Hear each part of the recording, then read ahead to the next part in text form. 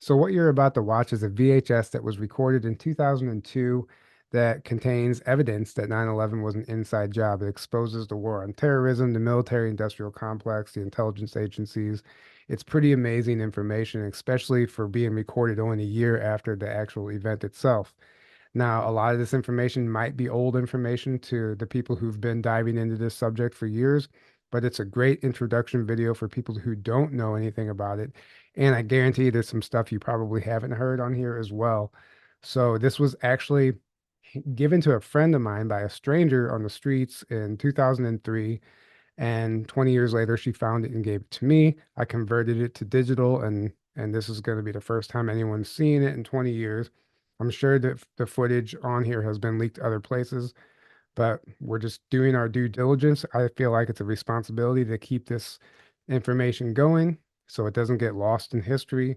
But before that, you're going to see a short clip from a John Lear interview. John Lear was a former Air Force pilot, and he had information on what really happened at 9/11. I uploaded this short clip on TikTok last year on 9/11, only for it to be removed a few hours later. I do believe there is something to the information he was sharing. And just to ensure that that information doesn't get lost as well, we're going to play that first, and then it's going to segue into the film. The World Trade Center 1 and 2 were destroyed by these satellites. They're using molecular dissociation. And what they do is just take apart the makeup of concrete and steel. And that's what all that dust was floating around Manhattan. It was just the steel and concrete coming apart into particles 80 microns in diameter.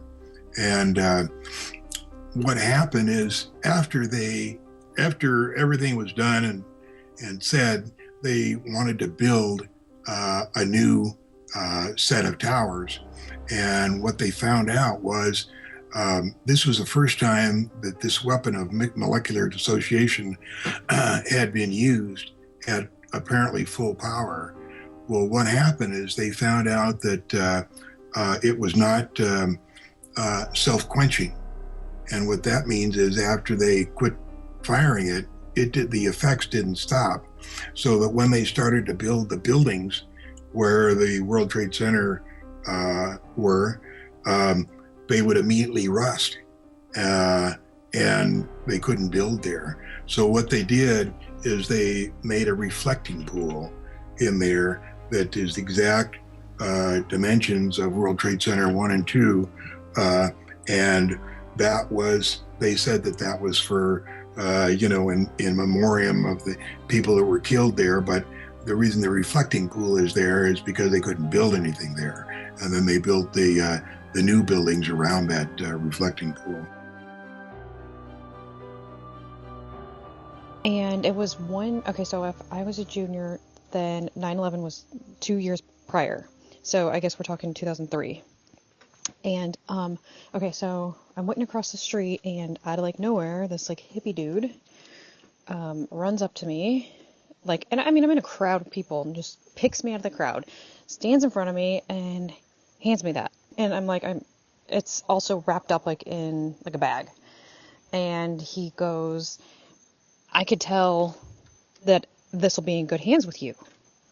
And I was like, what is it? And he's like, well, just, you'll see.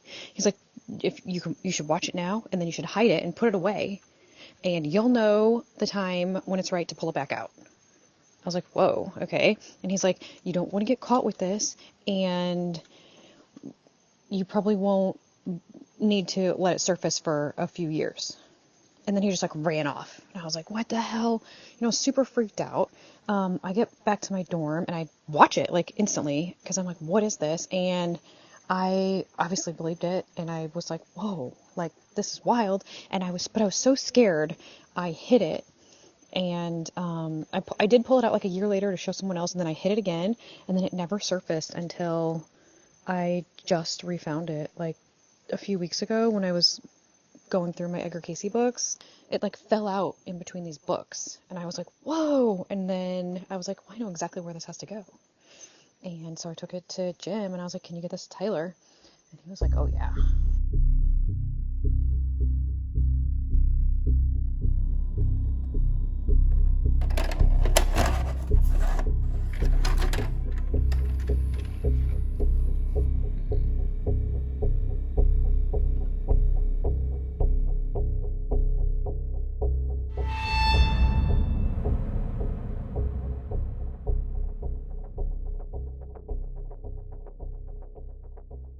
When you're watching a news report, have you ever had the feeling that something's fishy, that the event is not as it appears and not as reported?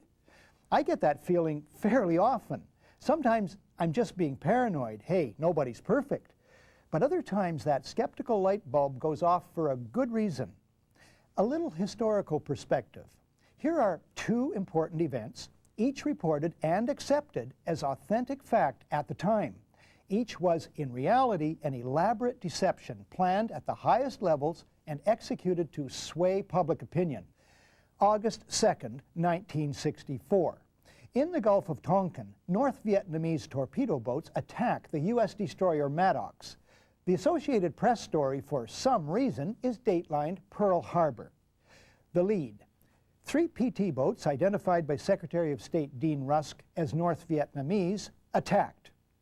Later, a second U.S. destroyer is attacked. Although no U.S. sailor suffers a scratch, the American public is outraged. President Lyndon Johnson goes on television to ask the country to support war action. 2 days later, the Tonkin Gulf Resolution is approved by the U.S. House of Representatives unanimously, then by the Senate 88-2. The resolution becomes the entire justification for the United States war against Vietnam. Before that's over, 58,000 American soldiers and almost 3 million Vietnamese die. One small problem. There never were any PT, patrol torpedo, boats. The events never happened. As Secretary of State Rusk, the President, and Defense Secretary Robert McNamara knew. They knew because they planned the deception. One source for this is former Admiral James Stockdale in his book In Love and War. On the night in question, Stockdale was at the controls of a Sabre jet flying cover for the 2 destroyers. He saw nothing. Another source is Ben Bradlee, much respected former managing editor of the Washington Post. Bradlee, in a public lecture in England in April 1987, states, "The so-called facts behind this critically important resolution were quite simply lies." August 2nd, 1990. Iraq attacks Kuwait, claiming the Kuwaitis are slant drilling into Iraq's oil fields.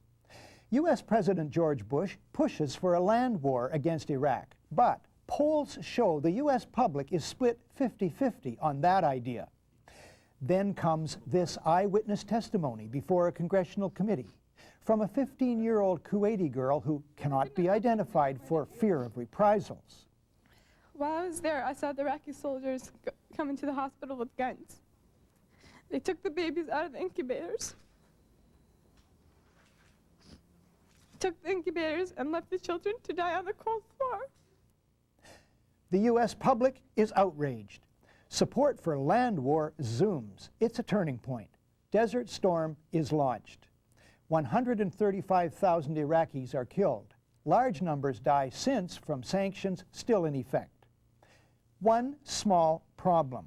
There never were any incubator baby deaths, not one.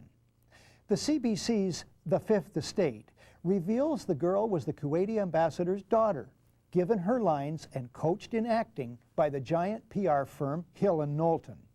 This was one phase of a $10 million joint U.S.-Kuwaiti campaign of deception. This man is lying. I myself buried 14 newborn babies that had been taken from their incubators. This man is lying. They had kids in incubators, and they were thrown out of the incubators so that Kuwait could be systematically dismantled. There were a lot of people in on what can fairly be described as a conspiracy of fake organizations, false documents, fraud, and disinformation.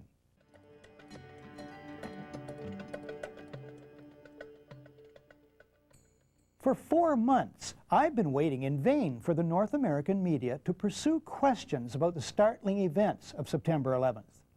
Here's what I want to know. The multiple hijackings are unprecedented. The first occurs at 7:45 in the morning. It's a full hour before the first plane hits the World Trade Center.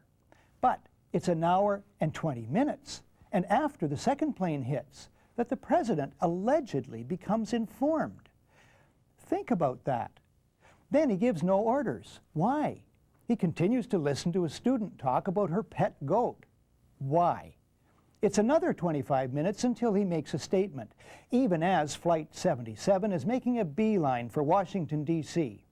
In the almost 2 hours of the total drama, not a single U.S. Air Force interceptor turns a wheel until it's too late. Why?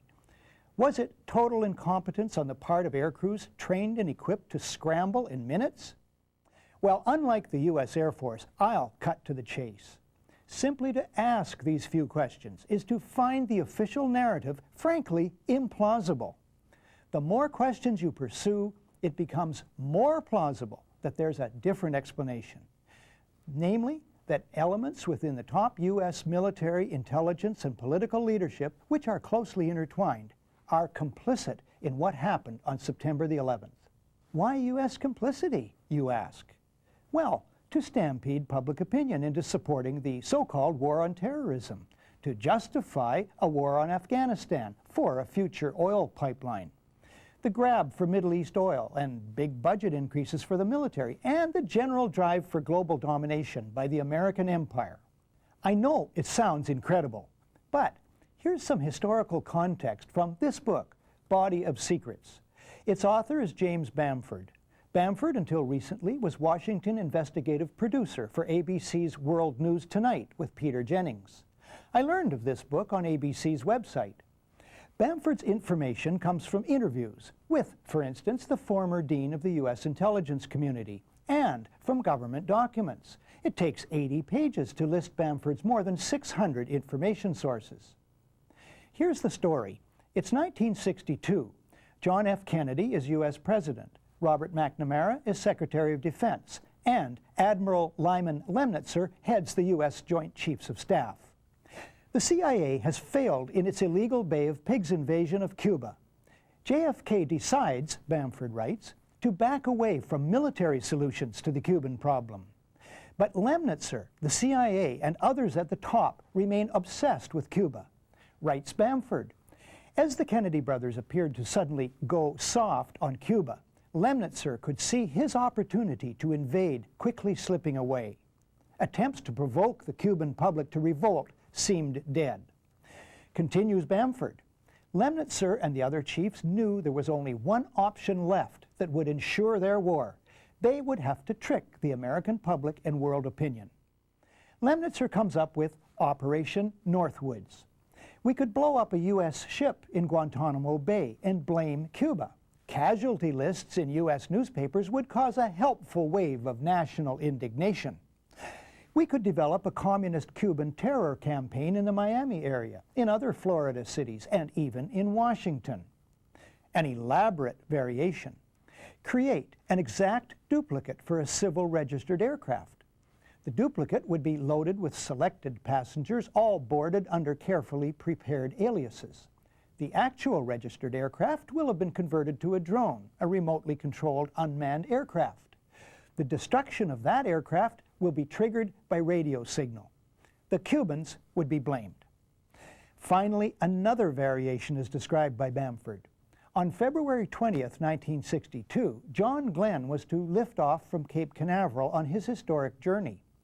Lemnitzer proposed that should the rocket explode and kill Glenn, the objective is to provide irrevocable proof that the fault lies with Cuba by manufacturing various pieces of evidence which would prove electronic interference on the part of the Cubans.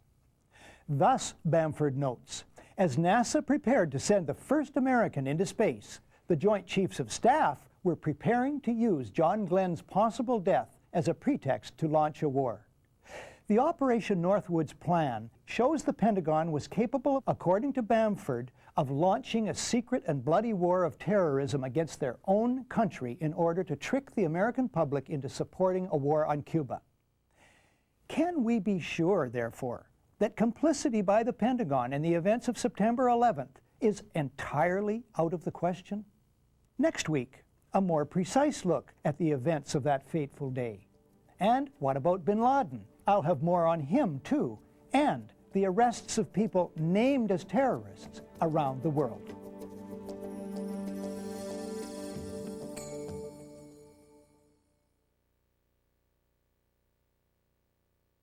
A common explanation as to why no U.S. military interceptors took to the skies on September 11th until it was too late is that it was simple incompetence.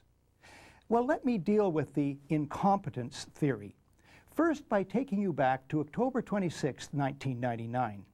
That is the day the chartered Lear jet carrying golfer Payne Stewart crashes, killing all on board. This from the National Transportation Safety Board crash report. 9:19 a.m., the flight departs. 9:24, the Learjet's pilot responds to an instruction from air traffic control. 9:33, the controller radios another instruction. No response from the pilot. For 4.5 minutes, the controller tries to establish contact. Having failed, the controller calls in the military. Note that he did not seek, nor did he require, the approval of the President of the United States, or indeed anyone. It's standard procedure, followed routinely, to call in the Air Force when radio contact with a commercial passenger jet is lost, or the plane departs from its flight path, or anything along those lines occurs. 9:54, 16 minutes later, the F-16 reaches the Learjet at 46,000 feet and conducts a visual inspection. Total elapsed time, 21 minutes. So what does this prove? Well, it proves that standing routines exist for dealing with all such emergencies, for instance, loss of radio contact. All personnel in the air and on the ground are trained to follow the routines, which have been fine-tuned over decades, as the Learjet incident illustrates. For large scheduled aircraft tracked throughout on radar, to depart extravagantly from their flight paths would trigger numerous calls to the military, especially after two have hit the World Trade Center and now one is speeding toward Washington, D.C. It flies over the White House, turns sharply, and heads toward the Pentagon. Everyone, and I mean everyone, now knows these planes are very bad news. It's been reported on all TV networks for more than half an hour that this is a terrorist attack. Now, Andrews Air Force Base is a huge installation. It's home to Air Force One, the President's plane. It's home base for 2 combat-ready squadrons of jet interceptors, mandated to ensure the safety of the U.S. Capitol. Andrews is only 12 miles from the White House. On September 11th, the squadrons there are the 121st Fighter Squadron of the 113th Fighter Wing, equipped with F-16s, and the 321st Marine Fighter Attack Squadron of the 49th Marine Air Group Detachment A, equipped with FA-18s. This information was on the website of the base on September 11th. On September 12th, Andrews chose to update its website. I find it odd that after the update, there's no mention of the F-16 and F-18 fighters. The base becomes, according to the website, home to a transport squadron only. Yet at 6:30 the evening of September 11th, NBC Nightly News, along with many outlets, reported it was after the attack on the Pentagon that the Air Force then decided to scramble F-16s out of the D.C. National Guard Andrews Air Force Base to fly a protective cover over Washington, D.C. Throughout the northeastern United States are many air bases. But that morning, no interceptors respond in a timely fashion to the highest alert situation. This includes the Andrews squadrons, which have the longest lead time and are 12 miles from the White House. Whatever the explanation for the huge failure, there have been no reports to my knowledge of reprimands. This further weakens the incompetence theory. Incompetence usually earns reprimands. This causes me to ask, and other media need to ask, if there were stand-down orders. Next week, bin Laden was a longtime close ally of the CIA, according to the CIA itself. Why did he suddenly turn against them? Or did he? Stay tuned.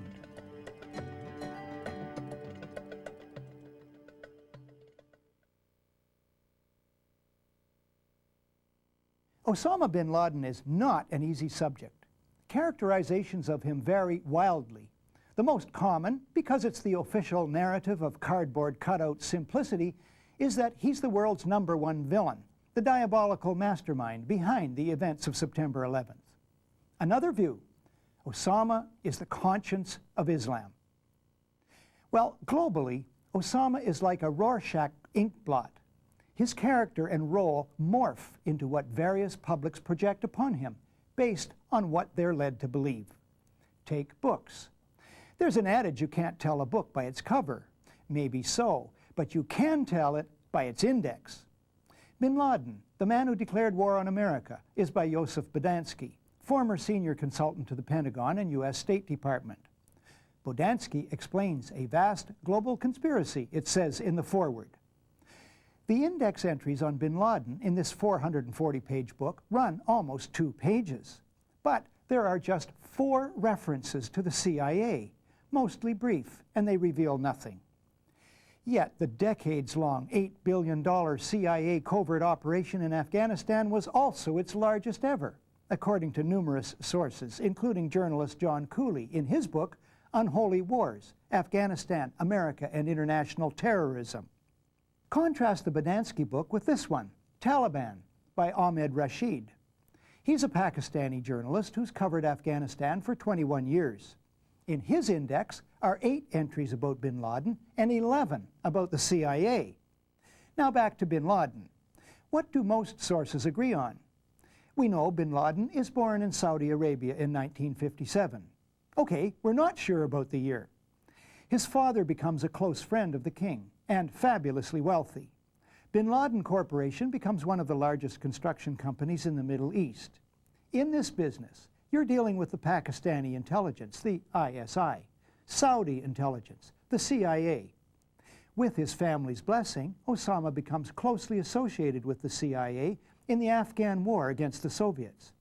Bin Laden Corp., Ahmed writes, built major training camps for the CIA. In 1986, he helped build the Coast Tunnel Complex, which the CIA was funding as a major arms storage depot, training facility, and medical center for the Mujahideen. At this point, bin Laden's story, like Stephen Leacock's horse, rides madly off in all directions. My questions: did he turn against the CIA? Maintain ties while making anti-American statements? Was he manipulated? Former associates describe him as deeply impressionable, always in need of mentors. Rashid writes, "You're forced to turn to a larger canvas," as in the final draft of this to-be-published book, The War on Freedom, Causes and Consequences of 9/11, by Nafiz Ahmed, Executive Director of the Institute for Policy Research and Development in Brighton, England. He's an Oxfam campaigner who specializes in writing international reports on human rights. News of his reports have been carried by Reuters, Associated Press, The Guardian, The Independent, The Jewish Chronicle, and the London Jewish News. Ahmed writes that bin Laden is merely a piece in a chess game. The stakes of the game are the last of the world's oil reserves and the Bush administration's consolidation of power to pursue a drastic, unlimited militarization of foreign policy on a massive and unprecedented scale required by long-standing elite planning while crushing domestic dissent and criminalizing legitimate protest. I believe that if we shrink from testing Ahmed's overview and accept only the headlines of the day, we will fail to see the forest for the trees. The USA helped recruit, train, and equip thousands of killer mujahideen in the anti-Soviet war. Ahmed's book and other evidence shows the recruiting of and training of terrorists, including those in al-Qaeda, has continued for years. The White House went underground with this aid. This is detailed in the 1993 book, the outlaw bank, a wild ride into the secret heart of BCCI. BCCI stands for Bank of Credit and Commerce International. It collapsed after exposure of its massive fraud and corruption. The book's authors are Jonathan Beattie and S.C. Gwynn. Beattie was an investigative reporter and senior correspondent for Time magazine. Gwynn, Time's economics editor and author of Selling Money. Further evidence of the long and deep involvement of the CIA in terrorism is found in the 1987 book, Crimes of Patriots, a true tale of dope, dirty money, and the CIA by Jonathan Whitney. Whitney, at the time, had been a Wall Street Journal reporter for 16 years. He wrote that neither the director of the CIA nor the deputy director had, in his career, shown any reluctance to shed American or foreign blood in covert military operations. The book details how some of the biggest names in American defense and intelligence were involved in an operation that promoted the dope trade, tax evasion, and gun running. Michael Springman is a Washington lawyer. He worked for the U.S. State Department's Foreign Service for 20 years. He spent 2 years as chief of the visa section at the U.S. consulate in Jeddah, Saudi Arabia. He says superiors repeatedly ordered him to issue visas to unqualified applicants. It was illegal. He protested. He's just written this article in the reputable Covert Action Quarterly of Washington, D.C., and was interviewed by the CBC radio program Dispatches. I had not been protesting fraud. What I was protesting was, in reality, an effort to bring recruits rounded up by the agency and Osama bin Laden to the U.S. for terrorist training by the CIA. He details numerous cases. The State Department did not run the consulate in Jeddah. The CIA did. Of the roughly 20 Washington Dispatch staff there, I know for a certainty that only 3 people, including myself, had no ties, either professional or familial, to any of the U.S. intelligence services. Now, what bugs me to no end is that mainstream media journalists function as if these books, written by the most professional in their own ranks, they function as if these books don't exist. Fellow journalists, the dots exist. For goodness sakes, connect them while you can. There are plenty of what we call in the news business pigs, solid current evidence, new dots.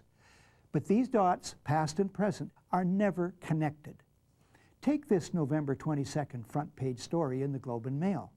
I almost missed the startling information in this myself because the headline indulges a stereotypical Canadian self-put-down.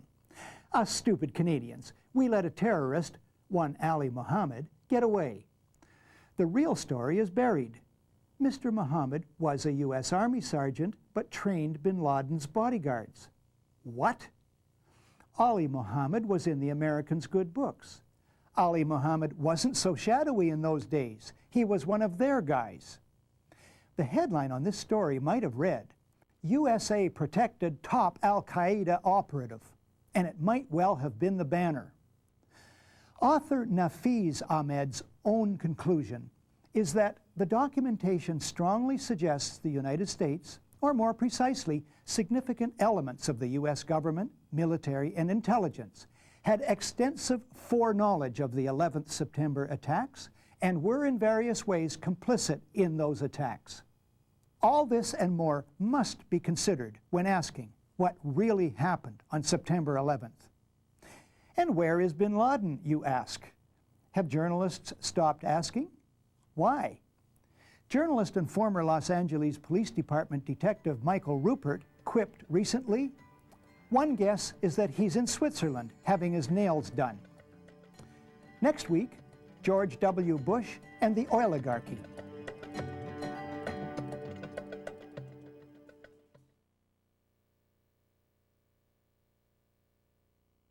Even among those who believe that the war on Afghanistan was part of the so-called war on terrorism, there's a fairly wide recognition that the outcome, the occupation of Afghanistan, might have something to do with the ambitions of U.S. oil corporations.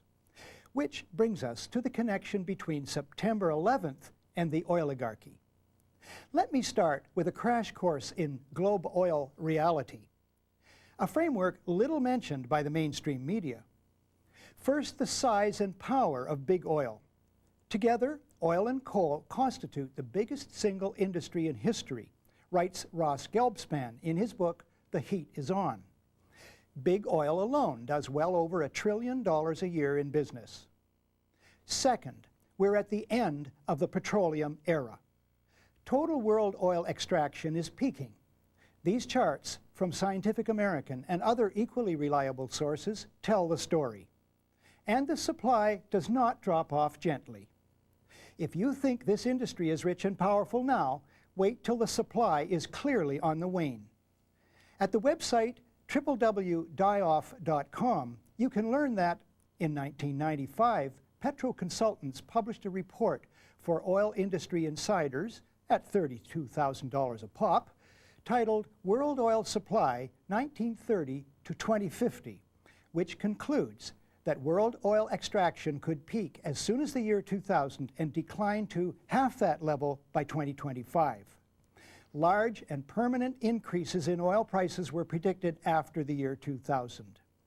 Black gold is going to go platinum. Well, wait, we'll just switch to other energy sources, right? Wind, solar, biomass, tidal? Wrong. All the alternatives in the world, writes former U.S. Army officer and political analyst Stan Goff, cannot begin to provide more than a tiny fraction of the energy base now provided by oil. This makes it more than a resource, and the drive to control what's left more than an economic competition. Most experts agree, writes Larry Chin in Online Journal, that the Caspian Basin and Central Asia are the keys to energy in the 21st century. Energy expert James Dorian in the Oil and Gas Journal, those who control the oil routes out of Central Asia will impact all future direction and quantities of flow and the distribution of revenues from new extraction. In other words, a pipeline through, of all places, Afghanistan, needed to carry an estimated $5 trillion worth of Caspian oil and gas reserves to markets. A significant detail that surely is not lost on those in power in the United States. So just who are these people? Let's start with the occupant of the Oval Office himself.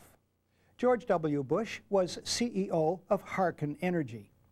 George Herbert Walker Bush, his dad and the former president, was an oil man.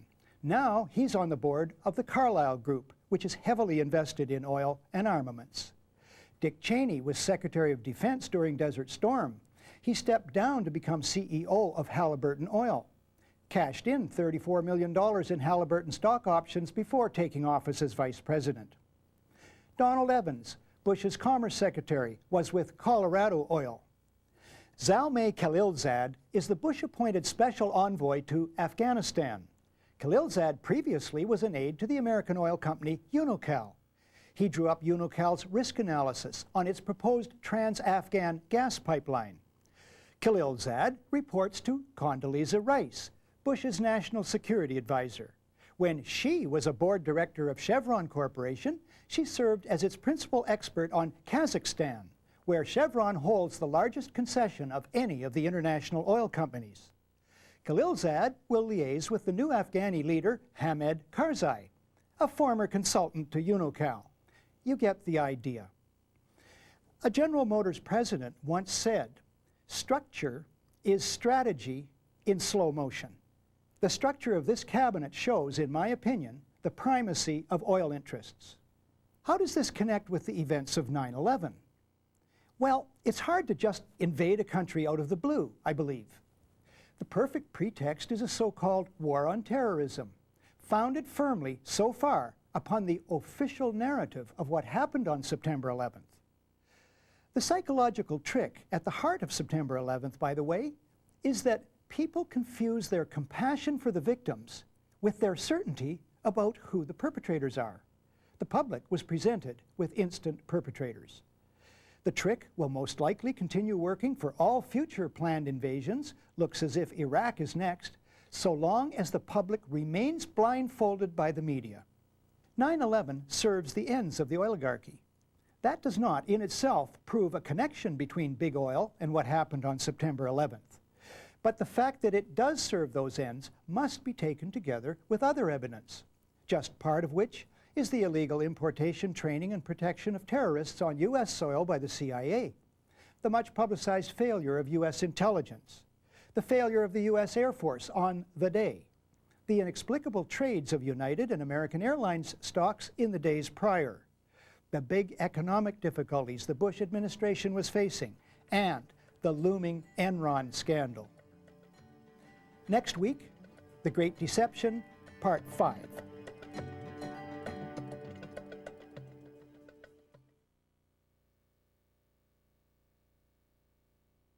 September 11th has brought mostly unpleasant changes, including curtailment of civil liberties and threatened perpetual war, all rooted in the official story of what happened on September 11th. Namely, that one evil man and his network are responsible, and that the U.S. military, intelligence, and political establishments were all caught totally off guard. Millions of intelligent people accept this story as their own. Any argument about any aspect of the conduct of the war against terrorism, as Globe and Mail columnist John Ibbotson puts it, must begin with those airplanes smashing into the World Trade Center and the Pentagon, and then it must stay there and never move from that spot. If it's that important, and I agree it is, then it's the duty of the media and of intelligent citizens to inquire about any anomalies about September 11th. Today's question: what did George Bush know, and when did he know it on September 11th?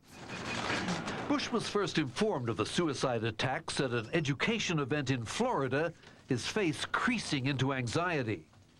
The crisis transformed his presidency.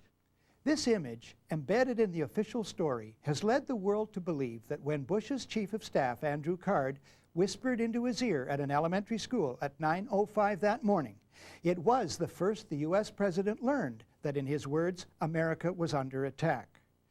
But a growing number of people, including the careful researchers at emperorsclothes.com, don't think so. Using verifiable, publicly available information, Ilarion Bykov and Jared Israel, an intrepid Canadian, raise questions mainstream media stubbornly refuse to even acknowledge.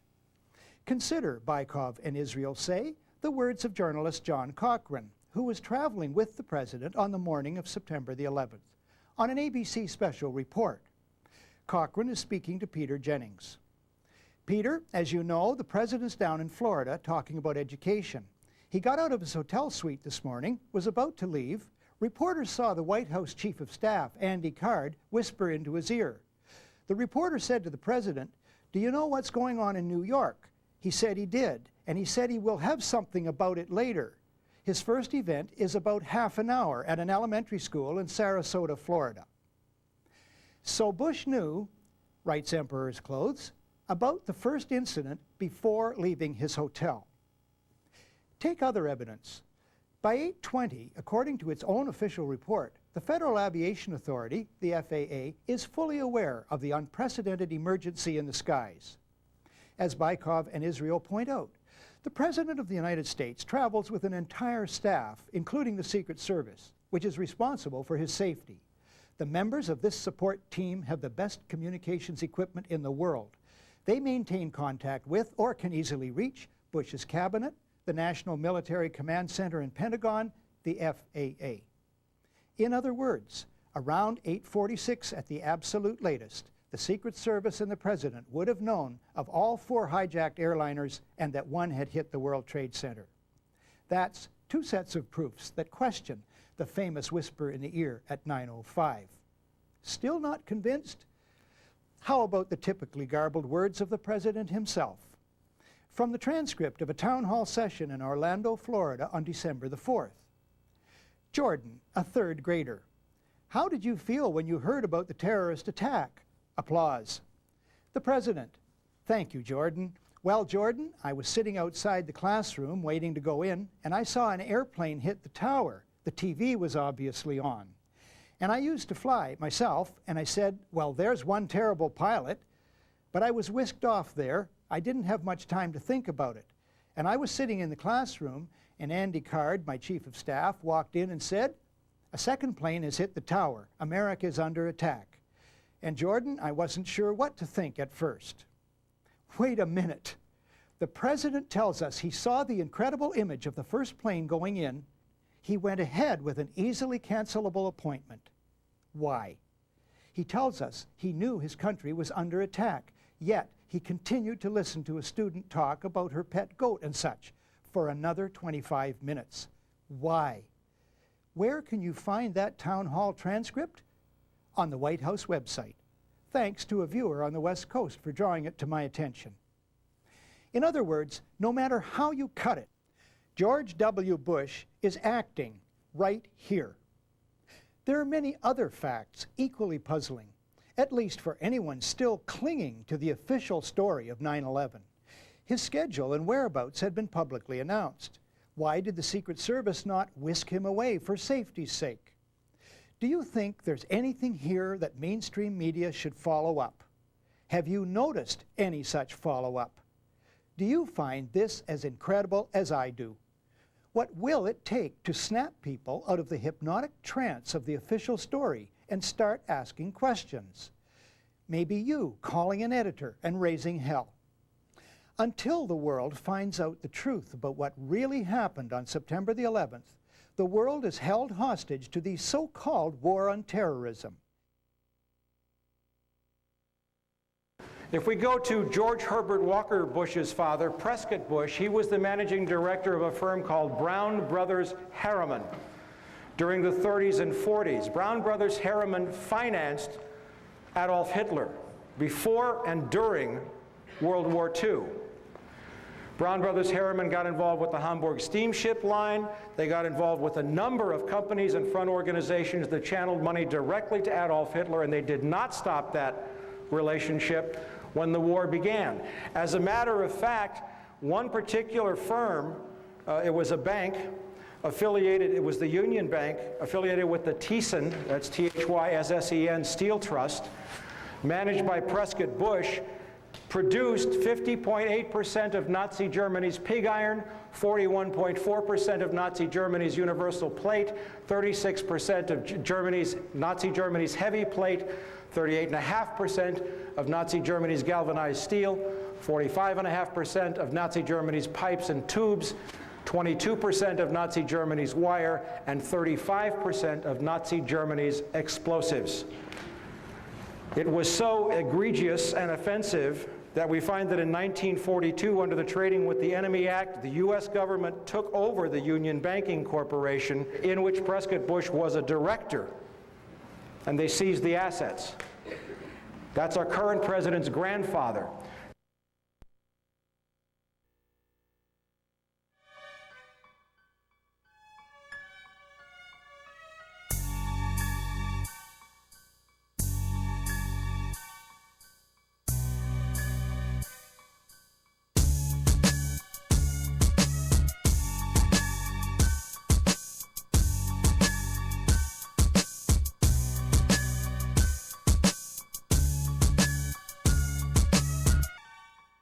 In the weeks leading up to the one-year anniversary of 9/11, GNN approached 9 people who have dedicated themselves to investigating how and why the United States was attacked that September day. We asked them 11 questions. Unanswered question number 1. To what extent should airlines have been prepared for September 11th? Mary Schiavo is representing families of passengers of hijacked 9/11 planes in lawsuits against United and American Airlines. What was really interesting is what people thought, what the government told people and how the government acted versus the real facts. First of all, the question is not what they should have known. And I believe I can show you in just a few seconds. The question is, what did they know? And believe me, they knew a lot. Because on a September day, 4 planes were hijacked in Islamic Jihad. It shocked the world and will forever change the law under which we act. You think I'm talking about September 11. I'm not. I'm talking about September 12, 1970. Yes, we had an Islamic Jihad. 4 airplanes were hijacked. Actually, it was supposed to be 5. They were taken to Jordan. They were blown up on September 12, 1970.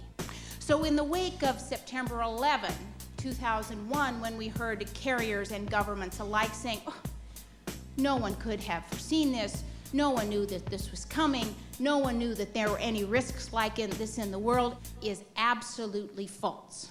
Why? Because we know that aviation is an industry which criminals go after, terrorists seek, and hijackers prey upon to make their political statements in the world. We know this.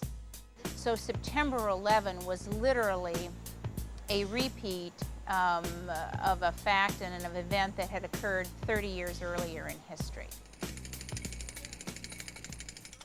The Bush administration has changed its official story about how prepared it was for the threat of terrorism around September 11. Unanswered question number 2. What did the Bush administration know? And when? Mike Rupert's From the Wilderness was one of the first independent news sources to raise the issue of government foreknowledge.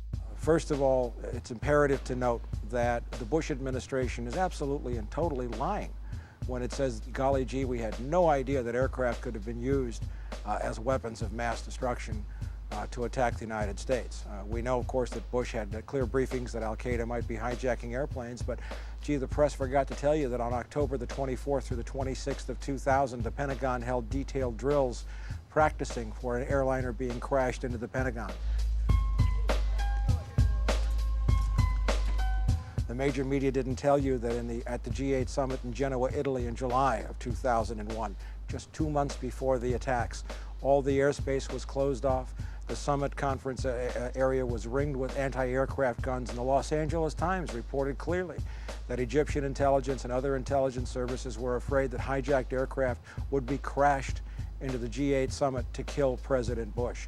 It's a total lie that the administration had no knowledge.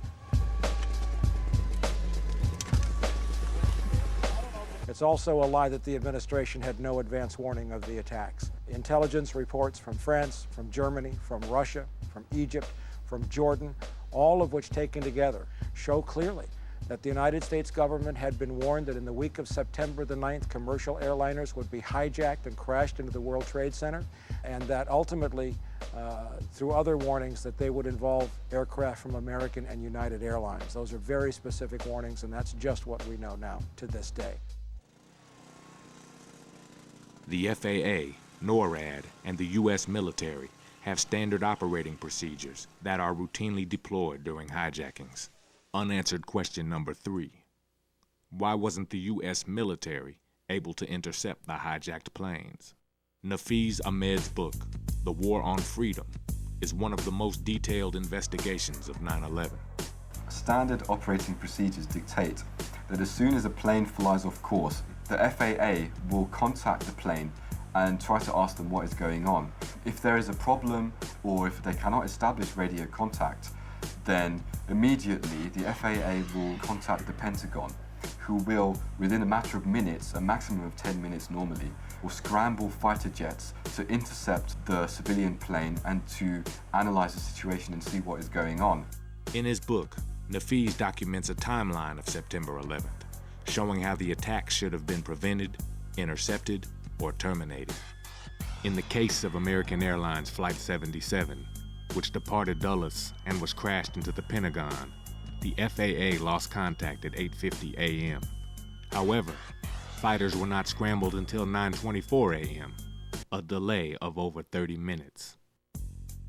Now, this sort of direct violation of standard operating procedures is inconceivable without some kind of high-level government approval. If we try to explain it by using the incompetence theory, it doesn't make sense. For example, if it was incompetence, we would expect that there would have been a normal inquiry into what went wrong. We would have expected that there would be some kind of reprimands, that certain officials would be downgraded, or they would lose their jobs, or something would have happened to correct the situation. But we find that there has been no such reprimands at all. Unanswered question number 4. How did the administration respond to the failures of the military and intelligence agencies on 9/11?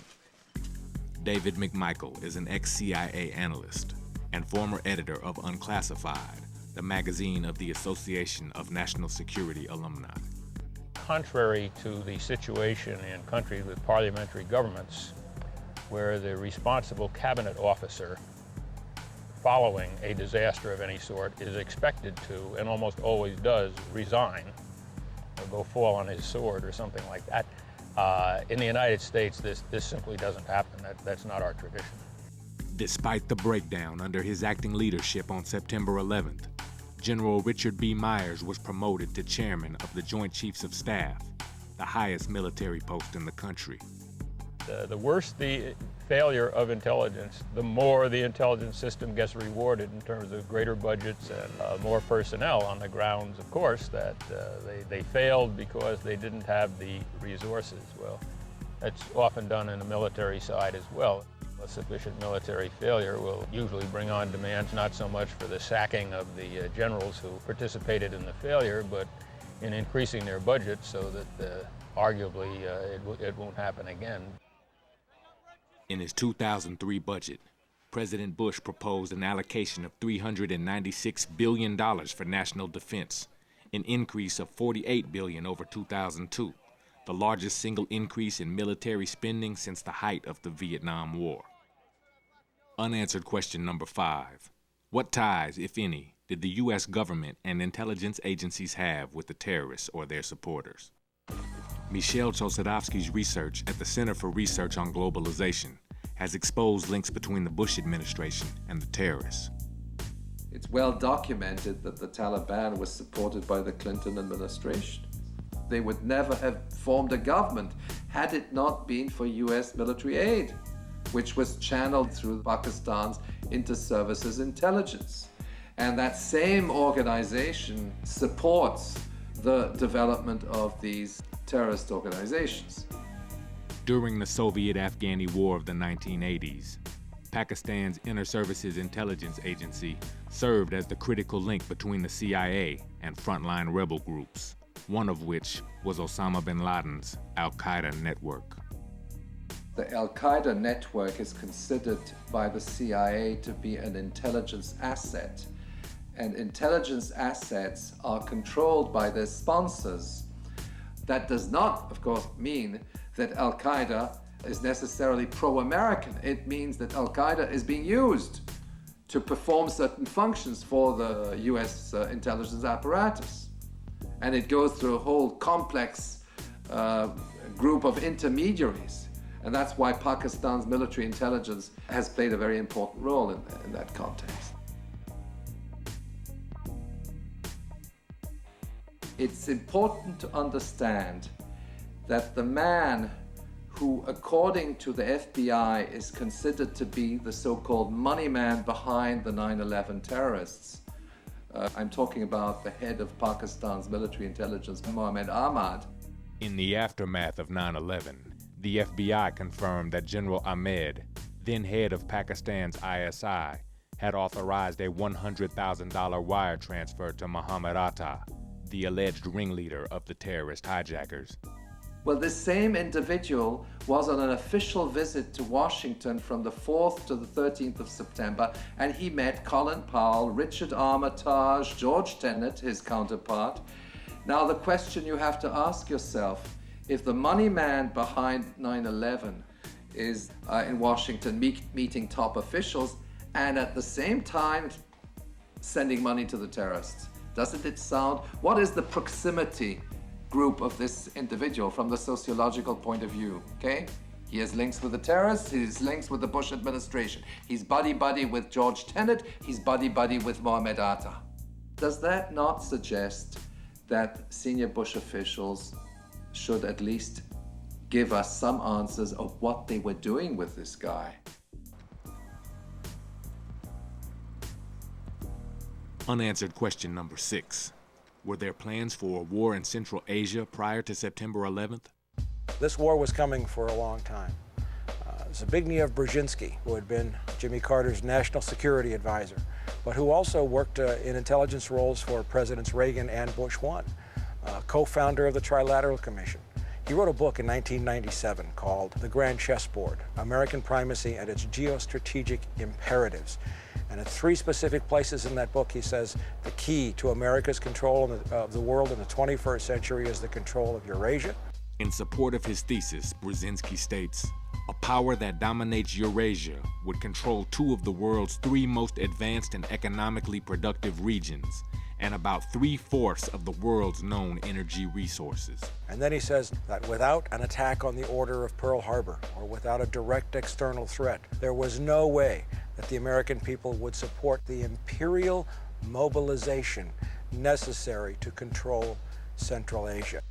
And in this book, again, written in 1997, Brzezinski had a map of where the next world conflict was going to be. And you look at this map in the book, and it's exactly where we're fighting now.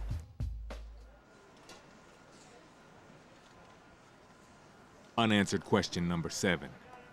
Is there an underlying motive, besides the war on terror, for the U.S. military presence in Central Asia?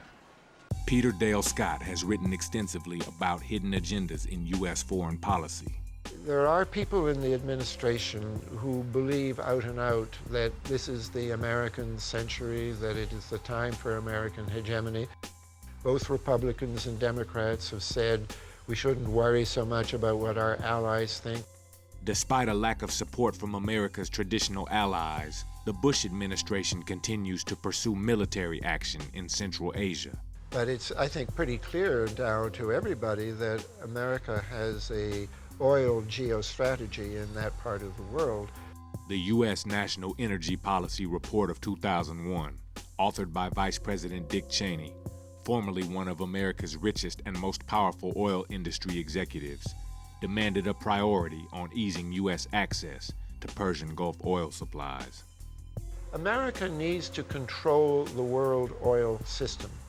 And the fact that we have put U.S. troops in Georgia, Uzbekistan, Tajikistan, even in Kyrgyzstan, 200 miles from the West Chinese border, all those troops there are nominally in the name of fighting the terrorists, but in reality, they have established an American presence in the great oil basin of the Caspian, and people more and more are admitting that America is a serious player in that area now because of the troops we put in.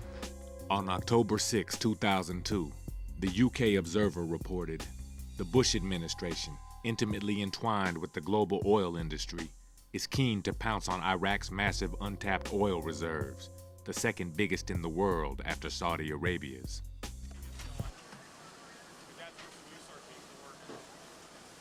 Unanswered question number 8. Is there any historical evidence to suggest that the government may have used the 9/11 attacks to justify its war in Central Asia? Alex Jones is a television and radio broadcaster who has publicly questioned the Bush administration's version of what happened on September 11th. Governments always get caught engaging in terrorist attacks against their own populations to rally them for war or for a domestic crackdown. We saw William McKinley's Navy in the 1890s blowing up their own ship in Havana Harbor as a pretext for war with the Spanish government. And that's now admitted fact. We saw Adolf Hitler blow up his own Reichstag as a pretext for martial law. Firebomb their own capital. Nazi documents have been released, now a part of historical record. Then, of course, we saw December 7th with the Japanese attacking Pearl Harbor. It's now been released that 12 days before, they had Admiral Yamamoto's communique that the Japanese were going to be attacking Pearl Harbor. One of the best examples we have of the U.S. government planning terrorist attacks against its own institutions is the Northwoods document. This is a confirmed, admitted document, declassified just a few years ago. In Body of Secrets, his best-selling expose of the National Security Agency, author James Bamford revealed that Operation Northwoods called for innocent people to be shot on American streets, for a wave of violent terrorism to be launched in Washington, D.C., and for a U.S. ship to be blown up in Guantanamo Bay, all in an effort to galvanize American public support for a war against Cuba. And they say in the Northwoods document, casualty list in U.S. newspapers would cause a helpful wave of indignation. We certainly saw a helpful wave of indignation after September 11th. Unanswered question number 9. How has the government's reaction to the terrorist attacks impacted the rule of law in the United States? John Judge is a member of the Washington Peace Center and has researched the post-9/11 effects on U.S. civil liberties. As of September the 11th, the entire country went into continuity of government, which is a special government that does not rely on the elected representatives, but in fact puts a small group of people in power. When you go into a declared war or a state of national emergency, which is what they went into on September 11th, legal authorities change. Hundreds of laws allow new power and new authorities for a select few people. Decisions are made not by the overt government, but by now an acknowledged shadow government. That's who's making these decisions, is DOD, FEMA, and the NSA. That's who's running the country since September 11th. They're not making it very visible, but they studied conventional explosives and weapons, chemical and biological weapons, and nuclear weapons as a three-stage approach to terrorism and counterterrorism, and at each of those levels they laid out maps that would take away more and more of the civil liberties. Eventually, when you go to martial law or into these emergency situations, they can set up detention camps and go into certain neighborhoods and round people up. The highway system, the phone system, communications, mass media, mail, all come under offices of emergency preparedness and military control once you go into these scenarios.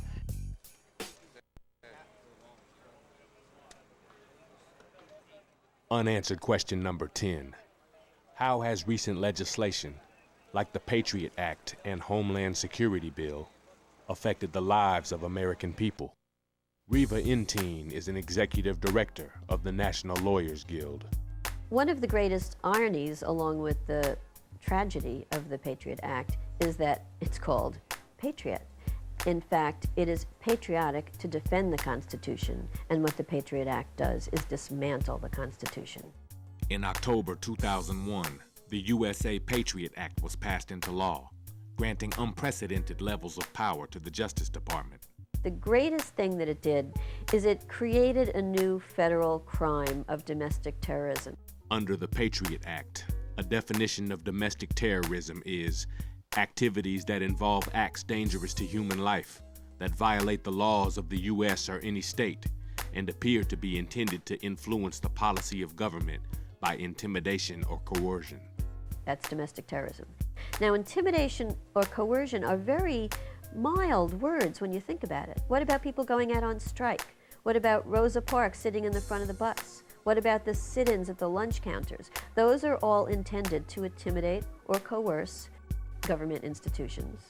And if somebody had the possibility of being injured as a result, that would have been domestic terrorism. Martin Luther King would have been a domestic terrorist.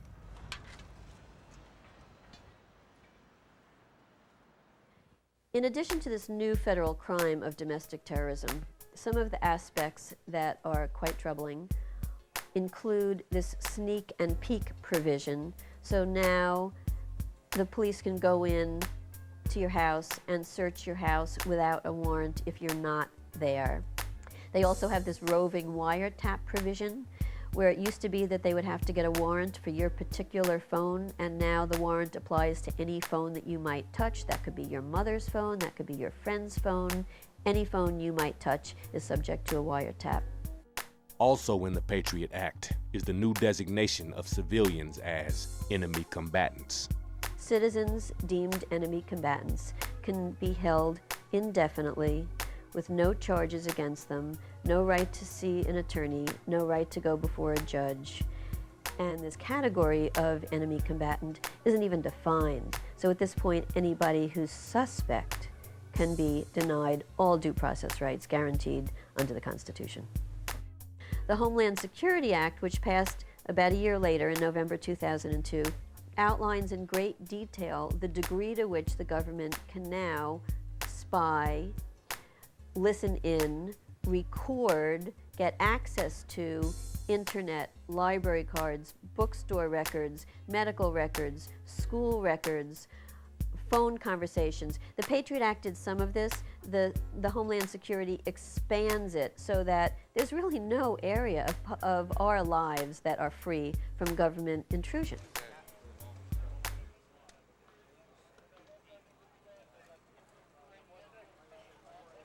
In conclusion, we asked our interviewees, what are your final thoughts and what can we do?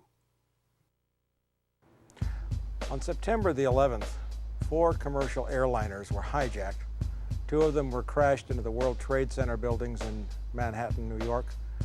One was crashed in Pennsylvania, and another was crashed into the Pentagon. This set off a crossing the Rubicon of human existence, a change in our lifestyle, a change in human civilization, which people are just beginning to understand about a year after the fact. That was a day that changed all of our lives forever in ways that we're just beginning to see. But the run-up to September the 11th, the historical context in which it occurred, is a much darker, much deeper political and economic story that cannot be explained away by the trite and simplistic explanations given by the administration or the news media. Well, I don't think we yet know what happened on September the 11th, but we're being presented in the same way that we always are, with a world that we know nothing about, with people that supposedly we're told hate us for reasons we can't comprehend. We're being told, for instance, that the reason that they bombed the trade towers in the Pentagon is that they hate us because we're a democracy, because we're a pluralist society, because we have an open society and they can't stand that, or because we're large and have a great deal of wealth. Well, if that's the case, why aren't they bombing Canada? Canada's a pluralist, large society, but it has a much different foreign policy, doesn't it? And so what's happened is that the American people, separated from their own history, have no idea what has been done in their name all around the world in those intervening 50 years since the end of World War II. It was Mussolini who said it, and not only him, not only he, that war is the health of the state. In other words, in time of war, the people who govern are given typically almost free rein to do as they wish without much question. All people who govern. And a matter of fact, George Bush has said it on at least 2 occasions. You know, it'd be so much easier if I were a dictator. I paraphrase closely. This is what the people who govern want. I mean, no one in a position of power, wishes to be restrained by such things as law, or constitutions or public opinion. I mean, a simple examination of history through a political science lens will tell you that. So, yes, people seize these opportunities and run with them. Just after September 11th, there was a great deal of sympathy from Europe, from Russia, from everyone. And at that time, the Bush administration was able to pursue a variety of international policies that had previously been vehemently rejected by its own allies. What's happening now is that as the United States continues with the war on terror, including the upcoming imminent invasion of Iraq, threats against Saudi Arabia, threats against Iran, threats against many, many countries around the world which happen to be of strategic interest to the United States. The US allies have grown increasingly worried about US policy, which is basically very unilateral and is based on a lack of consultation with its allies. So I think public opinion is now beginning to go back to the pre-September 11th stage of hostility towards US policy. I like to quote John Adams, who I think put his nail on the head. He said, it's the established order of things that whenever a nation rises to such a height of power that it loses its wisdom and moderation, it will in the end also lose its power, which will come back when its sense of moderation returns. Now, he was talking about Great Britain. But what was true of Britain then, and I think he was absolutely right, and it was true of Napoleon, who went crazy, thought he could march into the heart of Russia, the heart of Asia, and it was a disaster. Hitler thought he could march into the heart of Asia, it was a disaster. We are about to march into the heart of Asia, apparently. And if we do, and it's not clear that we will, but if we did, I think that it would be seen 100 years from now as the beginning of the decline of American hegemony. Yeah, 1 year later, in the aftermath of September 11, the Bush administration is waging a war in Iraq, in Palestine, in Afghanistan. It's a war without borders, it's a war of conquest. It responds to economic and strategic considerations and has nothing to do with the war on terrorism.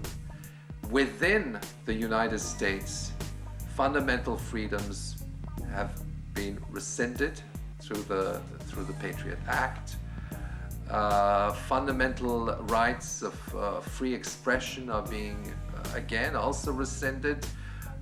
People are being arrested arbitrarily for presumed links to the terrorists, when in fact the people who have ordered these arrests themselves have links to the terrorists. That's the question we have to ask, and that's what defines the criminalization of the state. It's when war criminals call the shots and decide who are criminals. Years from now, when people analyze what happened in the wake of 9/11, it will be a very, very dark day in the history of American legislation and legal history, because for the government to rush to protect corporations, foreign corporations and airlines, and negligent wrongdoers against dead and dying and injured Americans, it will be a very dark day. And they were willing to strip them of their legal rights to do so. Shocking. And to do that in retrospect, to harm them in hindsight because of what the government and the airlines failed to do. It will be a very dark day in American legal history.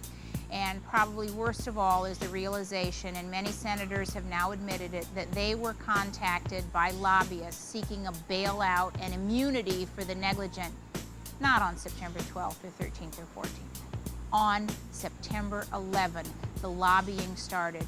While bodies were still burning, Congress was crafting protections for the negligent against the burning and dead. Dissent has never been more critical for us to engage in with all of the energy and all of the commitment that we can muster.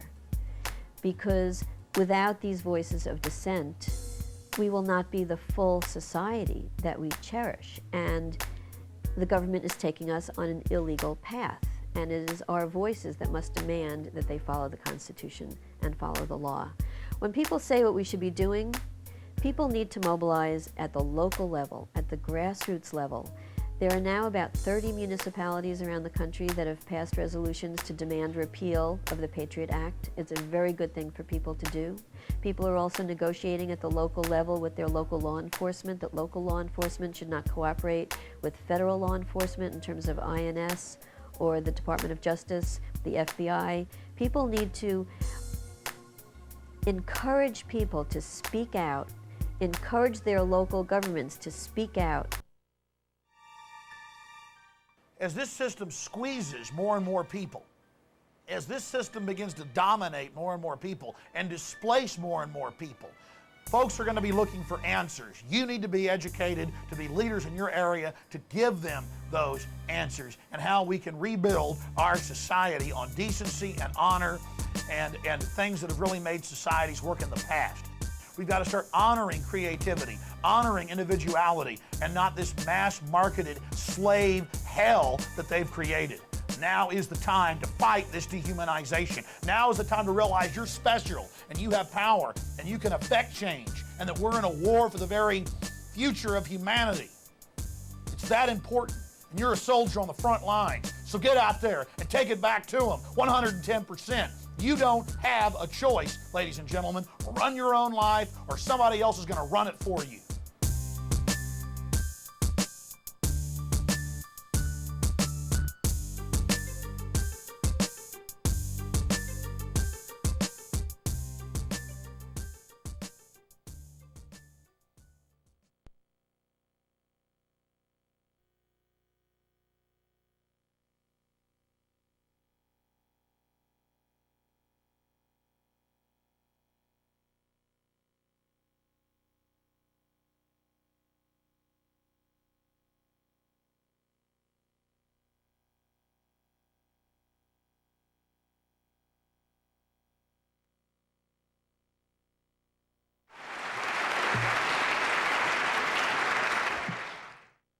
We are witnessing a sequential war. Dick Cheney told us this is a war that will not end in our lifetimes, to control the last remaining significant oil reserves on a planet which is at the end of the age of oil, or nearing the end of the age of oil. There is good data which has now been acknowledged post 9/11. I've been shocked to see in recent months CNN and the British Broadcasting Corporation did an excellent piece recently acknowledging peak oil, acknowledging that we are now using 4 barrels of oil for every new barrel that we discover, and within the next few years we will be using 6 barrels for every barrel that we discover. We are on the downslope of a production curve, and the price of each barrel of oil produced in the aggregate will be forever more expensive. That economies rise and fall based upon the price of energy. We've said all that, and I've said that this war will go, and this war will go to Colombia. It will go to Nigeria and West Africa, Central African Republic, Sub-Saharan Africa, south of Morocco, new oil discoveries, Kerr-McGee, major companies moving in, special forces moving in right along with them. And this is a game of musical chairs for energy. Because energy represents the ability to do work, and oil is not just about SUVs, and oil it's about food. It takes 10 calories of energy to produce every calorie of food in the world right now. And oil and natural gas, twin sisters, enable 1 acre of land that produces 30 bushels of corn to produce 135. So when the hydrocarbons go away, how do you replace that? And all of the cheap alternative energy solutions that are being offered are not good answers. Hydrogen takes more energy to produce. By the way, commercial hydrogen is now produced from steam, which is produced by using either electricity or natural gas to boil water. Create energy, they store energy. Ethanol is a complete joke. It's 45% more energy involved in making ethanol than you get from burning it. It's a gift to Archer Daniels Midland. Okay, so what's needed to be understood here is the enormity of the crisis that is facing us. And I was discussing with Peter. I have a contributing editor for Energy, Dale Allen Pfeiffer, who's done a lot of research.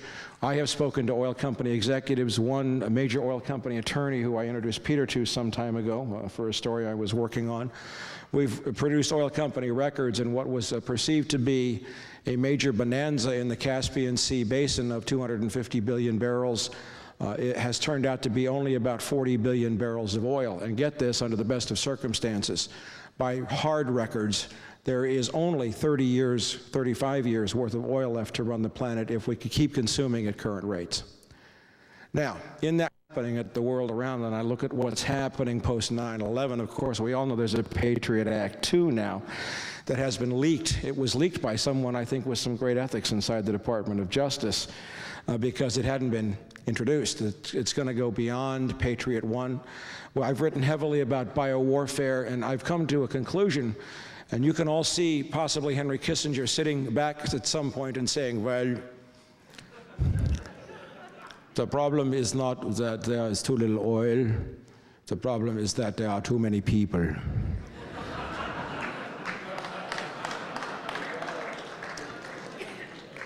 And there has been an enormous preoccupation with biological warfare, including some ultra-draconian legislation. And I've consulted some with the Office of Congressman Ron Paul, looked at Homeland Security Act, and when meshed with portions of the public health laws, the federal government now has the ability to declare an emergency and forcibly inoculate you against your will and incarcerate you if you refuse to receive the vaccination.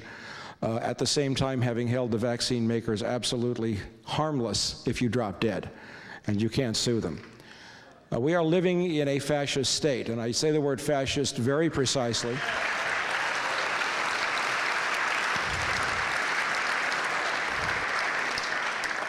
In the 1920s and 30s, the term fascism and corporatism were used interchangeably. This was before fascism became identified with Adolf Hitler. Benito Mussolini, I quote him in my upcoming book, Crossing the Rubicon, America's Descent into Fascism at the End of the Age of Oil. Benito Mussolini is saying fascism should more properly be called corporatism because it is the perfect merger of power between the corporation and the state. Interesting, in his recent State of the Union address, George W. Bush referred to the three great evils of the last century: Hitlerism, communism, and militarism. He couldn't bring himself to say the word fascism because he is one. And he knows that he is one.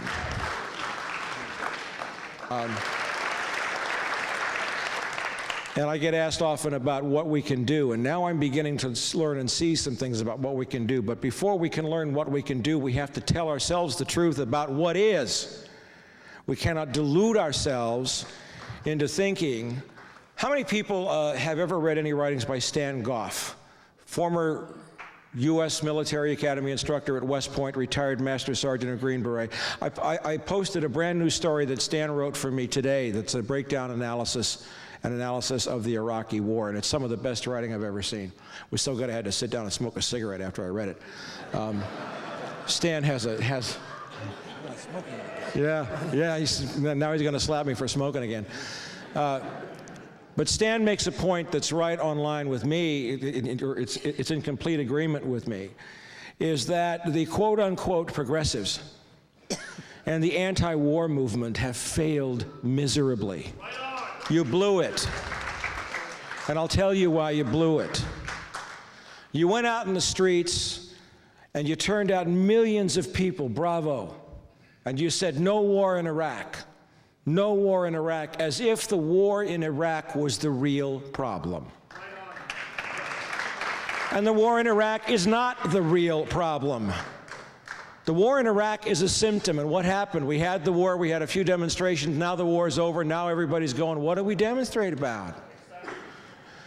We have to focus on what's real. What's real and what the problem is this. You have $600 billion a year in drug profits sustaining an illegal economic system that is run like organized crime. You worry about $48 billion increase in the Pentagon defense budget when you miss the fact that over 2 years, $3.3 trillion of your money has been stolen out of the Pentagon. And you have to address the underlying root causes. There are a lot of things that can be done. These conspiracies, you have to disabuse yourself of any knowledge. My biggest role is to teach people how things work, because that's how I got into this mess 25 years ago, by seeing a conspiracy firsthand and almost losing my life behind it. In my book, I identify 3 key focal points that people haven't talked about with 9/11. Four, actually. First of all, Carl Rick Inderfurth, a member of the Council on Foreign Relations, a State Department high-ranking official who transcended the Clinton administration to the Bush administration and was the handler for the Taliban, who set up 9/11.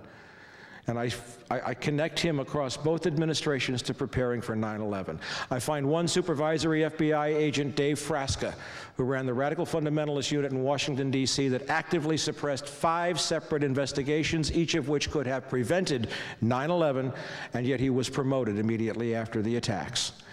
I take the great work on the hijacked airplanes and the fighters, and I track them down even further, building on incredible research by other people, and I find one single person on 9/11 who controlled or was the counterman point, and that's the National Hijack Coordinator, a one-man position who was taking his orders directly from the Pentagon. Conspiracies don't need 10,000 people. They just need a few people to be carried out, but what they need also is hundreds of millions of people out there who don't want to assume the risk and the responsibility for getting to the root causes. Thank you. Thank you.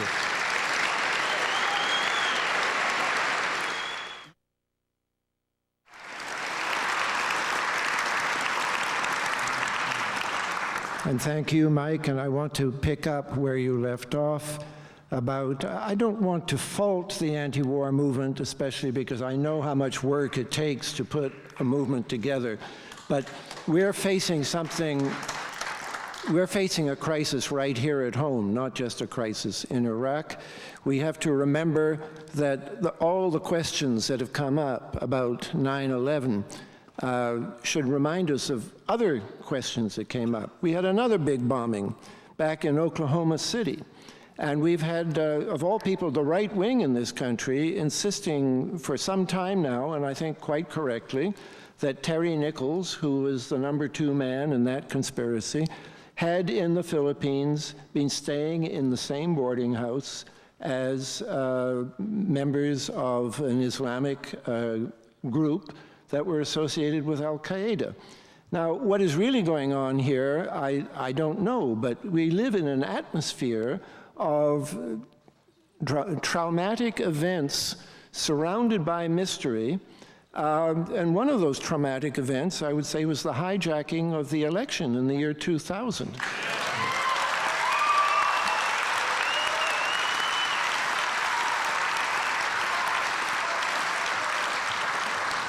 And we're not here to talk about that election, but I do want to say that, you know, I've used this phrase, deep politics, all the time, and I'm going to quote in a moment from my book about it.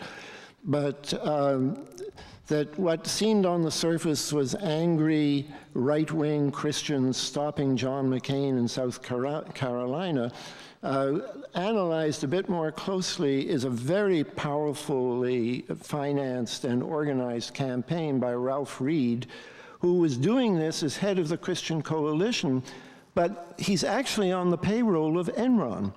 Enron was paying him $10,000, $20,000 a month, ostensibly to campaign for deregulation in Pennsylvania. But he wasn't in Pennsylvania. He was down there in Carolina getting out the Christian vote to stop McCain. And in all, he got $500,000 from Enron. So it was the Enron election.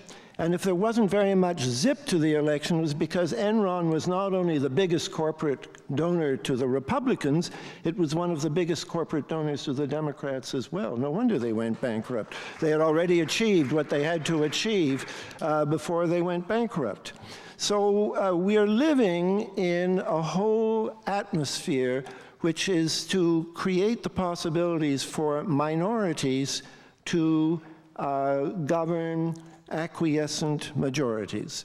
Bush never won the election in 2000. He didn't win the popular vote nationally.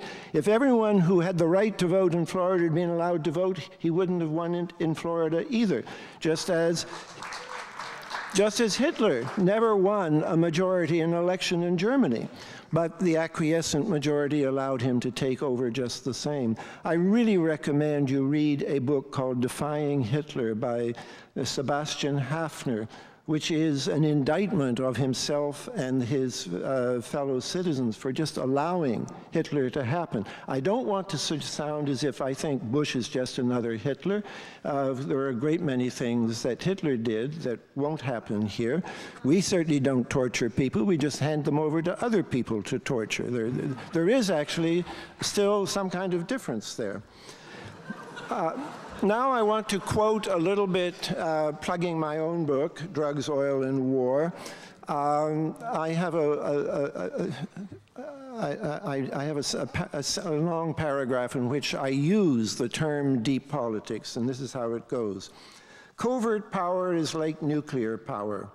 It produces noisome and life-threatening byproducts which cumulatively are more and more threatening to the environment supposedly served. The byproducts of covert power include trained terrorists, who in the end are likely to target their former employers, the incriminating relations to government which hinder these terrorist prosecution, and the ensuing corruption of society at large. The result is deep politics, the immersion of public political life in an immobilizing substratum of unspeakable scandal and bad faith, and the result in practice is 9/11. Because 9/11 was clearly, if we believe the government, and to some extent I do, had to do with Al-Qaeda. Al-Qaeda is clearly and demonstrably the end product of a system which was set up in the early 1980s to help fight the Russians in Afghanistan.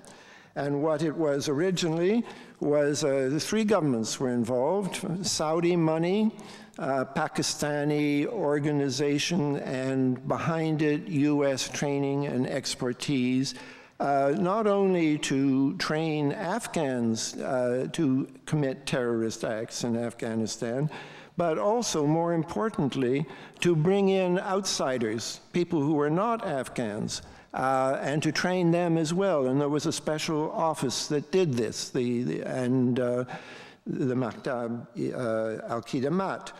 And as the war scaled down in 1988, the office kept going. It changed its name. Bin Laden had already been there connected with the office. They created a new office, which they called Al-Qaeda, to continue to train these terrorists, because America continued to use these terrorists and outside of Afghanistan. By about 1984, Casey, who was the head of the CIA at the time, he, and like Brzezinski before him, they had their eyes on using the war to destabilize and hopefully destroy the Soviet Union, as in fact they did. So the people that they trained in these training camps were now being sent over the river, the Oxus River, into what was then still the Soviet Union, is now Turkmenistan, Uzbekistan, Tajikistan, and we were actively, America was in the forefront of actively organizing those people to go in and stir up Islamist trouble in those republics.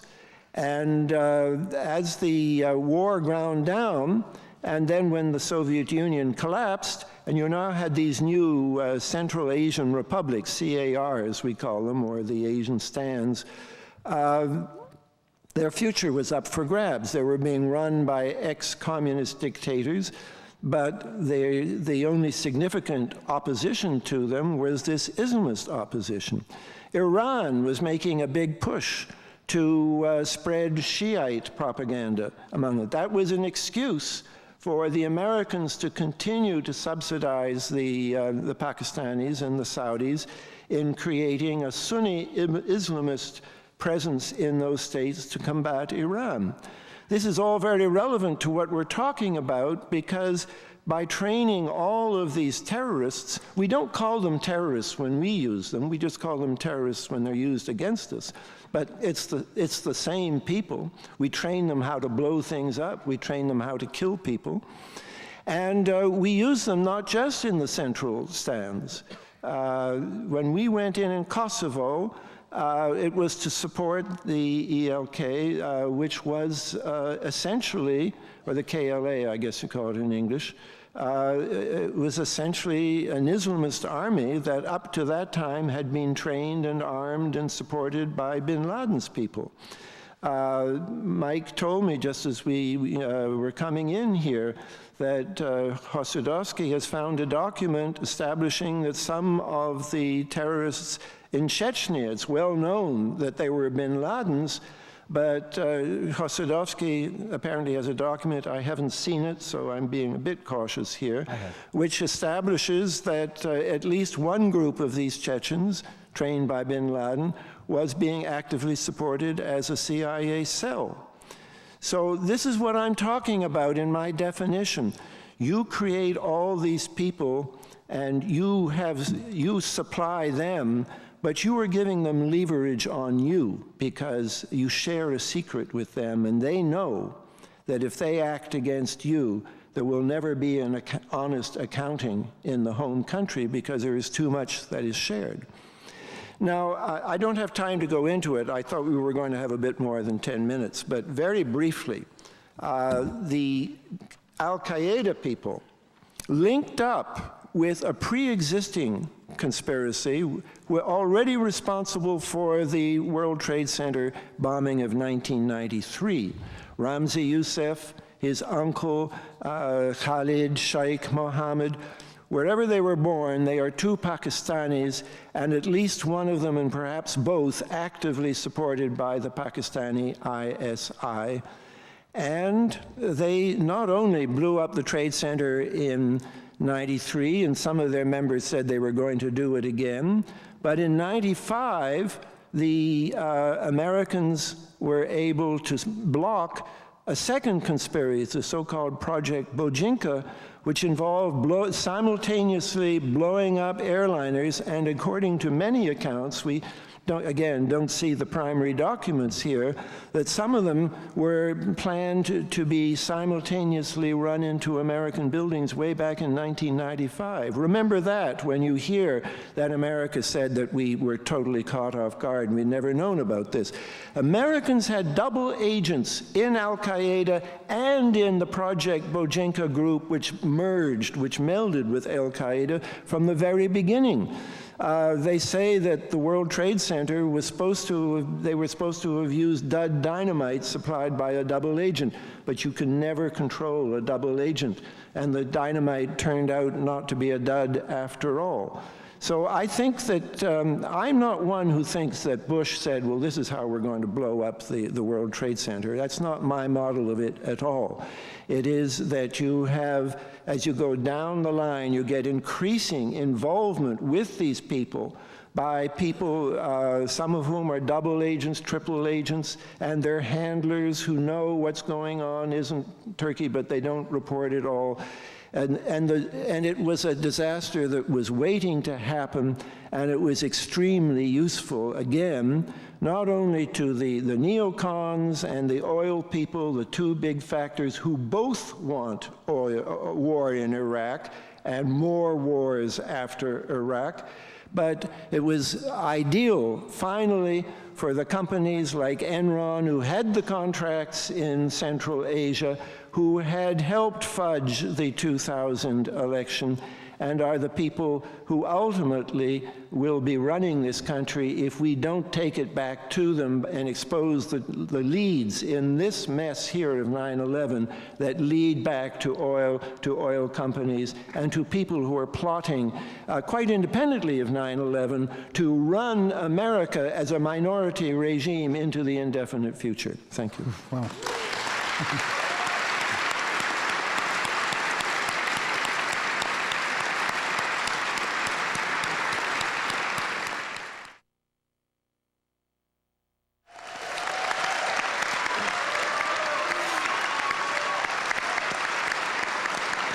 It's not for sale, it's for free. It's still for free. Know your rights. It can also be downloaded from our website, nlg.org.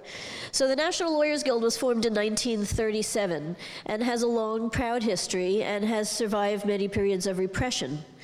The House Un-American Activities Committee called the Guild, quote, the foremost legal bulwark of this Communist Party, its front organizations and controlled unions. In fact, the Attorney General, the Attorney General listed us as a subversive organization. We beat the rap because we're lawyers, but we went through that and we survived to this day. And because of that history, I have been going to my elders and asking what they think about this period of time compared to previous periods of time. I'm 50 years old, but I was born in 52. I don't remember the McCarthy period. And pretty much everybody is saying this is worse, and for two main reasons, which I'm going to go into. One is the Constitution itself is under attack. The very notion of our constitutional government is under attack. And secondly, it's a wider net of people who are being targeted. It's not people who might know or be in the Communist Party. It's, frankly, anybody engaged in dissent and any immigrant who happens to come from a country that this government doesn't like right now. But the person who I think carries the most weight about why this period is worst, in terms of my experience, is I'm really fortunate to be getting to know Morton Sobel, who's the co-defendant of Julius and Ethel Rosenberg. And he served 18 years in prison because of red hysteria. And he thinks times today are worse. And it's a really sobering thought. I'm going to go back to Morton Sobel. He's a remarkable character to have survived 18 years and to be living through this period. And again, it's quite ominous if that's his read of the situation. So you don't usually use this quote, but it was just so telling. The day after 9/11, Sandra Day O'Connor was visiting Ground Zero, and she said, "We're likely to experience more restrictions on personal freedom than has ever been the case in this country." Well, unfortunately, she's right. And then as the film showed, remember Bush said, "You're either with us or you're with the terrorists." What I didn't remember is how many people applauded when he said it. But it really doesn't leave much room in the middle, right? Because we're certainly not with him, and I doubt that we're terrorists in this room, although many of us would fit the description of domestic terrorists. And then, remember, Ashcroft said, "Let the terrorists among us be warned. If you overstay your visa by even 1 day, we will arrest you." So immigrant became criminal. And in fact, there's a recent thing that came out. Do you remember, did you hear that they were talking about seeing how many mosques there are in different neighborhoods to see how much surveillance should be, because mosque by definition, anyway, this is the quote. "This is not politically correct, no question about it," said one top FBI official, "but it would be stupid not to look at this given the number of criminal mosques that may be out there." Right. Scary times. And again, this is, you know, the way I see it, it's the war on dissent is the war on the Constitution and freedom of association, freedom of speech, and freedom of religion at this point. That's what's at stake. That's what I talk about when I say the Constitution is being dismantled. Thank you. So, and again, this was soon after 9/11. Ari Fleischer said, "All Americans need to watch what they say, watch what they do, for this is not a time for remarks like the thing about Bill Maher said, it doesn't take courage to drop a bomb." And it appears that people really do have to watch what they say and what they do. Recently, there was a public call by the Free Congress Foundation and other right-wing organizations for the Department of Homeland Security or the Congress to investigate the anti-war movement's leadership. They attacked Answer, said the anti-war movement is being led by communist fronts, and lamented the lack of information about such organizations since the dissolution of HUAC, and called for a succession to HUAC. And for those who don't remember, the Internal Security Act of 1950 directed the Subversive Activities Control Board to identify communist front organizations to see if they had members who were active members of a party.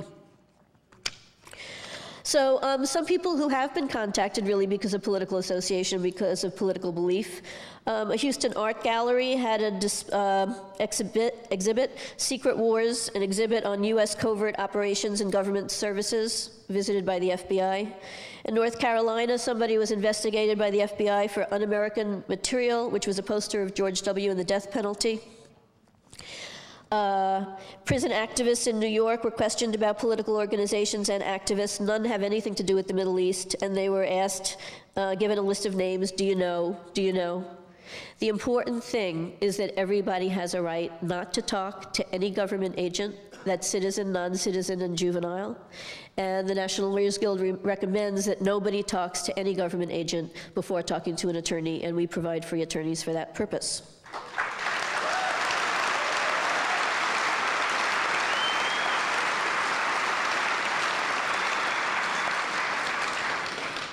In New York recently, well, in May of last year, Ashcroft announced new guidelines which removed minimal restrictions on the FBI requiring some criminal activity to conduct political surveillance and monitoring.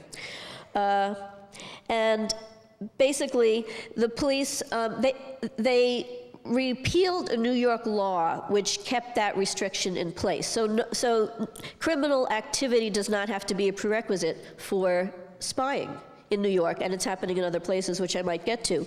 But in terms of recent demonstrations in New York, demonstrators arrested at recent anti-war protests have reported being questioned by the arresting officer about their identity. They're interviewed by a second officer from the New York Police Department, Criminal Intelligence Section, which is led by a deputy commissioner who spent 35 years with the CIA. They use a demonstration debriefing form asking organization name, organization position, and prior demonstration history. They ask, what do you think of the president? What do you think of the leaders of today's protest? Do you vote? Say nothing. Say nothing. All you have to say is your name. Dozens of Latino organizations, advocacy groups received racist letters with white powder. There's just different levels of attack of people who engage in dissent or challenging government policy. I want to talk a little bit about safety, because what they're saying is that all of this repressive legislation is needed for our safety, and it's sort of getting into the international and foreign policy arena. But what I think is important to say is to validate the need for safety and security, and everybody needs to feel safe and secure in their families, in their homes, in their community. The way to feel safe and secure is by changing our foreign policy so we don't exploit people around the world.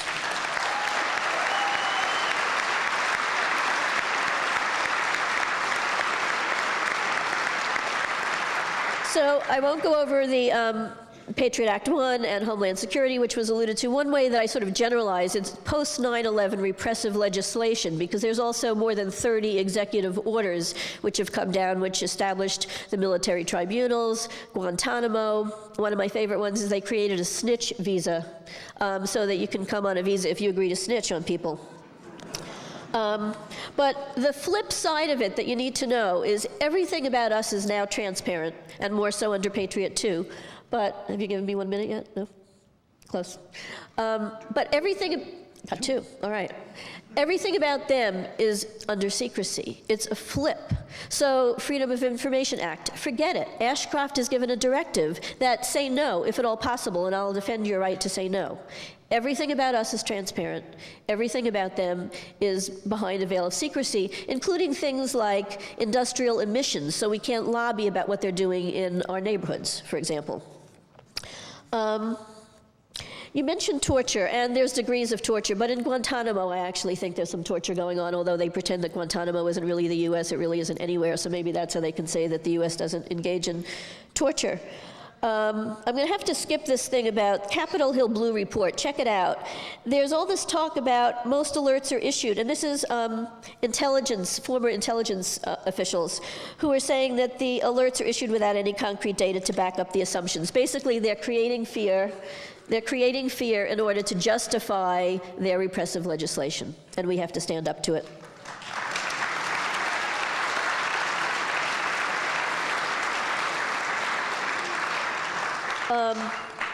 All right, in terms of surveillance, one thing that I alluded to recently is in Seattle. They've had this 23-year law requiring, again, criminal activity for surveillance. They're thinking about throwing out that law to be in sync with the feds.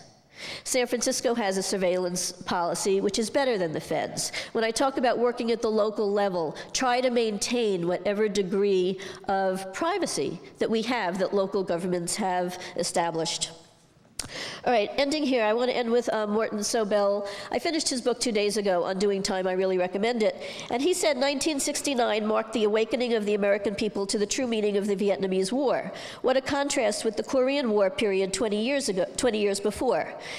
Ethel and Julius could never have been executed in 1969. People could no longer be frightened into submission the way they had been in the 1950s. Now, it's interesting, I drove here and I hear that Korea might be the next on the list that we're invading. But I think we need to keep Sobel's message in mind, and we cannot stand by and let them attack people who fight for freedom.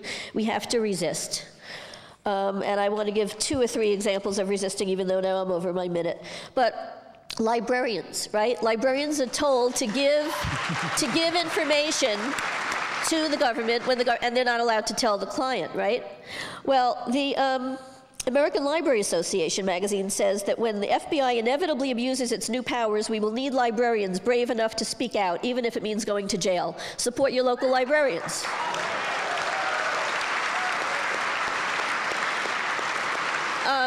In Santa Cruz, they've actually directed the librarians to delete the data earlier than they would have otherwise done, so they won't have the data to pass over. All right, I guess I'll end on, again, local control. In terms of Patriot Act 2, which I didn't get into, and I'm sorry, but it's just even worse. It's just more and more and more transparency, and everything is computerized, and there's no separation between industry and government.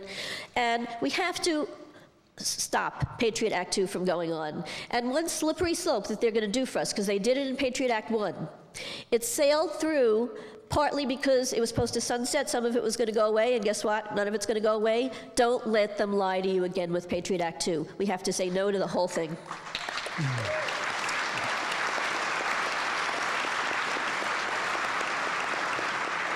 I think this is an exciting gathering. I think the 9/11 issue is alive and well. You're testament to that. And we all have to keep working and demand that this country follows the rule of law, domestic and international, and that if we bring some sense of humanity and equality back to this world, we can all live in peace. Thank you.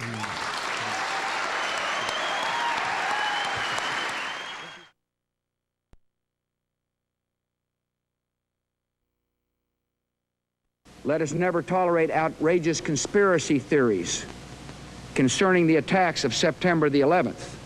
Let us never tolerate outrageous conspiracy theories concerning the attacks of September the 11th. Let us never tolerate outrageous conspiracy theories concerning the attacks of September the 11th. The towers were built by the government, so taxpayers owned both of them. However, somehow the government was convinced to lease the towers for 99 years. Larry Silverstein became landlord on July 24th, less than 2 months before the attack. He then had control of the maintenance and security departments, and he began to replace security personnel.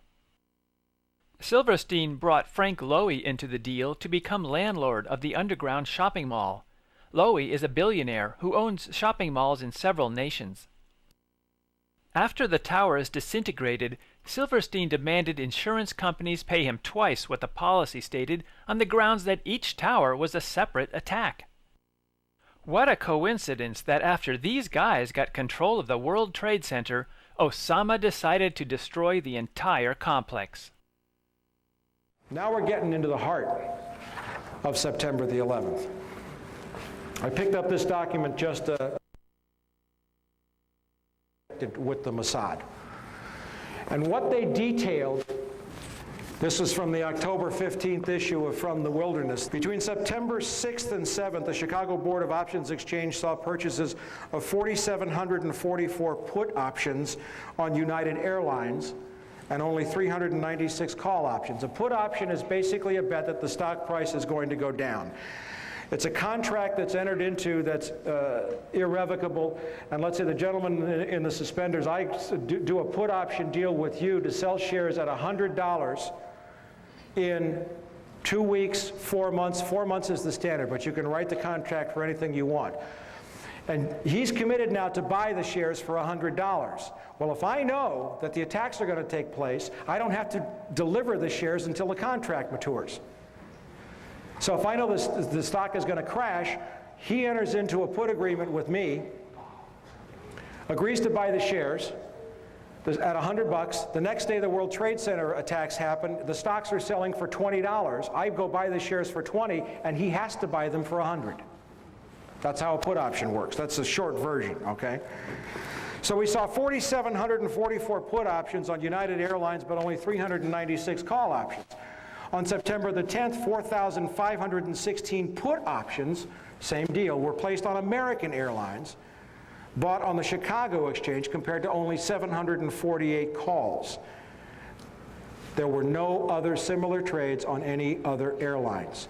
And this level of put options was like 600 to 1,200% above normal for United and American Airlines.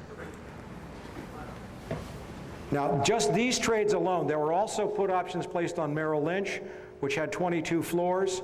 Morgan Stanley had 22 floors, and Merrill Lynch had an offices near. Both were heavily impacted.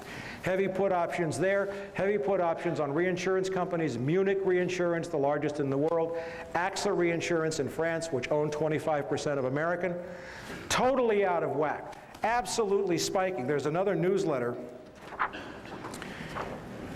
that says very clearly, by a guy by the name of Phil Erlanger, and this is his newsletter, that the insider trading may have cost $1 billion. Now just these ones that were identified, produced only $2.5 million in instant profits for somebody who knew the attacks were going to take place. Nobody claimed the profits. The San Francisco Chronicle caught it shortly thereafter, and nobody has claimed them since. And we don't know who made the trades.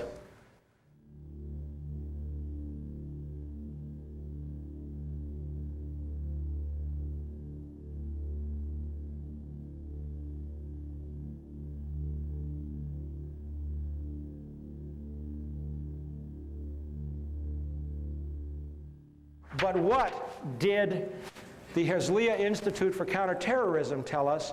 It told us that the United Airlines put options were placed through the firm A.B. Brown. Do you remember A.B. Brown? A.B. Brown was the firm headed until 1998 by A.B. Buzzy Krongard, who is now the executive director of the Central Intelligence Agency.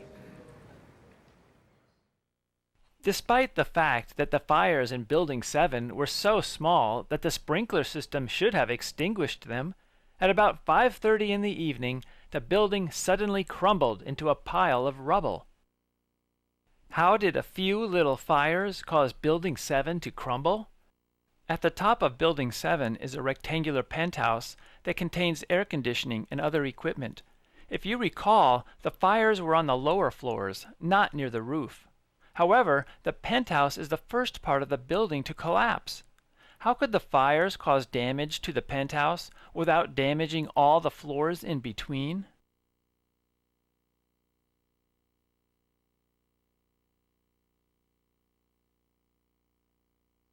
Without damaging all the floors in between?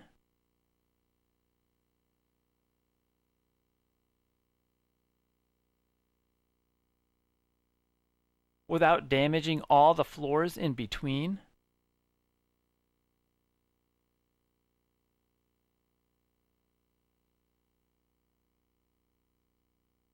Here's a different view of the collapse.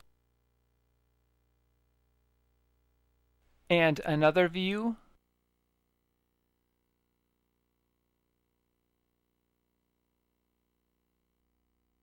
Took a mere 1,000 pounds, detonated on 10 key floors.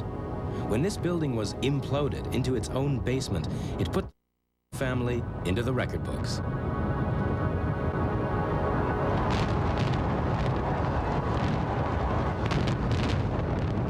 Implosion, the key to their success, is the science behind controlled demolition.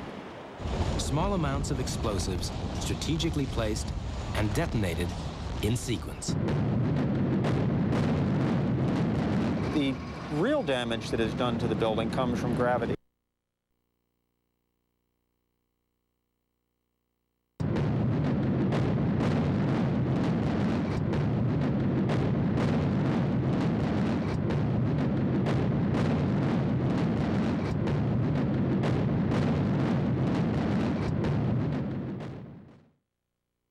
Controlled Demolition is a company that demolishes old buildings.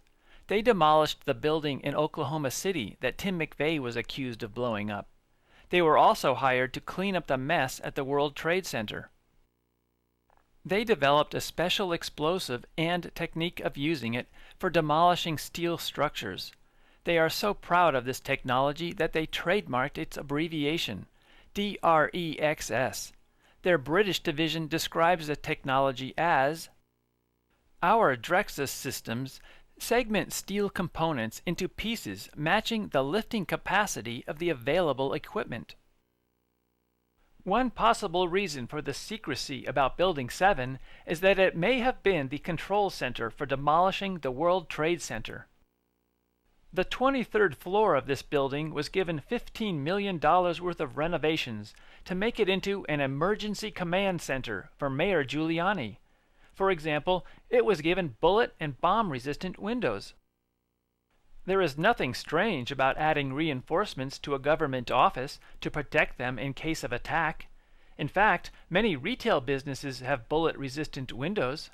However, this particular office had its own air and water supply, and it was designed to withstand winds of 160 miles per hour.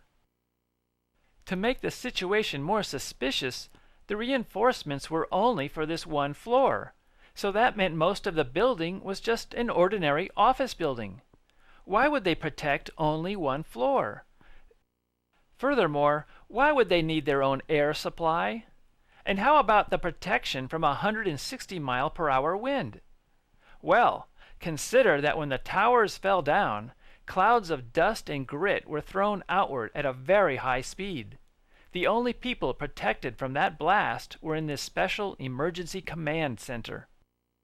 Of course, the city government claims the entire building was evacuated at 9 in the morning, so nobody was inside this special reinforced bunker when the towers collapsed. But did everybody really abandon Building 7?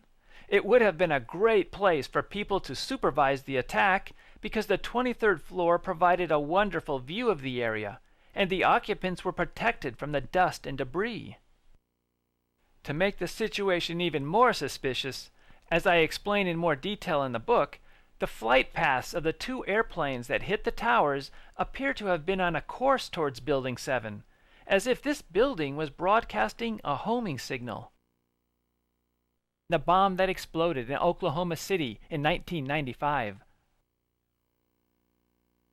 General Ben Parton is retired now, but he was one of the military's experts on explosives. Based on his experience, he did not believe that a mixture of fertilizer and fuel oil exploding in the street could have been responsible for the pulverized concrete at the Murrah building. He felt that the distance between the truck and the building was too great. Also, the non-symmetrical damage to the building was suspicious. He decided to go to Oklahoma City and investigate for himself. Explosives create incredible pressures that can pulverize concrete and rip apart steel beams. However, the farther away a building is from an explosive, the less intense the pressure will be. Furthermore, McVeigh's bomb was a mixture of fuel oil and fertilizer, and that type of bomb does not create pressures as high as RDX. This means that McVeigh's bomb had to be even closer to the concrete than a bomb of RDX. Was McVeigh's bomb close enough to the building? General Parton calculated the pressure from McVeigh's bomb at various distances. He created this chart to show the pressures. McVeigh's truck bomb is at the bottom of this chart. The columns that supported this building are shown as solid rectangles. The red rectangles are the columns that collapsed. The collapsed columns are in the area shaded with red. The columns in this building were made of concrete with steel reinforcing rods. They did not merely fall over, rather the concrete was pulverized, exposing bare reinforcing rods. Parton's calculations show that when the blast reached the outside of the building, it was a couple thousand pounds per square inch. This would have done a lot of damage to the outside of the building and the office furniture. But his calculations show that when the blast reached the columns, the pressure was too low to pulverize the concrete. One of the columns that was pulverized was so far from the bomb that the pressure would have been only 27 pounds per square inch. Parton also points out that the damage to the building was not symmetrical. The red shading shows the non-symmetrical area. The blast of hot gas was in the shape of a sphere, so that non-symmetrical area should not have occurred. The photograph on the left side is looking up at this non-symmetrical area. There is no way to explain how the truck bomb could have carved out this indentation. The only sensible explanation is that explosives had been placed on the column that supported this section of the building, and when those explosives were detonated, the column was shattered and this section collapsed. Parton's conclusion is that demolition explosives were placed in the building, and McVeigh's truck bomb was merely to fool people into believing that McVeigh was responsible. The Justice Department is reporting that a second explosive device has been found in the AP Murrah building in downtown Oklahoma City. Mike, you're still with us, aren't you? Yes, I am, and I might tell you in addition to that in fact, what we were told at the scene a few minutes ago was that, in fact, 2 different explosive devices were found in addition to the one that went off. So a total of 3, A total of 3. Now confirmed through federal authorities that a second bomb has been found inside that federal building in Oklahoma City. It was an explosion at 9 o'clock this morning that did that damage you're looking at right there, blowing off the entire north face of that building. I suppose that if all explosives had detonated, the damage to the building would have been symmetrical. Unless somebody can show that General Parton's calculations are wrong, the Oklahoma City bombing was a scam. Unfortunately, many people dismiss Parton on the grounds that if he was correct, the government wouldn't allow him to expose the scam. Now consider that unless somebody can show that Masson, I, and others are wrong, the September 11th attack was a sequel to the Oklahoma City bombing. The attacks were identical. For example, in Oklahoma, Tim McVeigh was the foolish patsy, a truck bomb grabbed the attention of the public, and demolition explosives that had been placed in the building before the attack were detonated while people were inside. On September 11th, Mohammed McVeigh was the foolish patsy, airplane crashes grabbed the attention of the public, and demolition explosives that had been placed in the buildings before the attack were detonated while people were inside. Furthermore, some of the same people and companies were used for the investigation and cleanup of both attacks, such as Gene Corley and Controlled Demolitions Incorporated. Whoever did the Oklahoma City bombing scam got away with it. This undoubtedly gave them confidence to expand to something bigger. And since they got away with the September 11th attack, they may be planning something even more spectacular.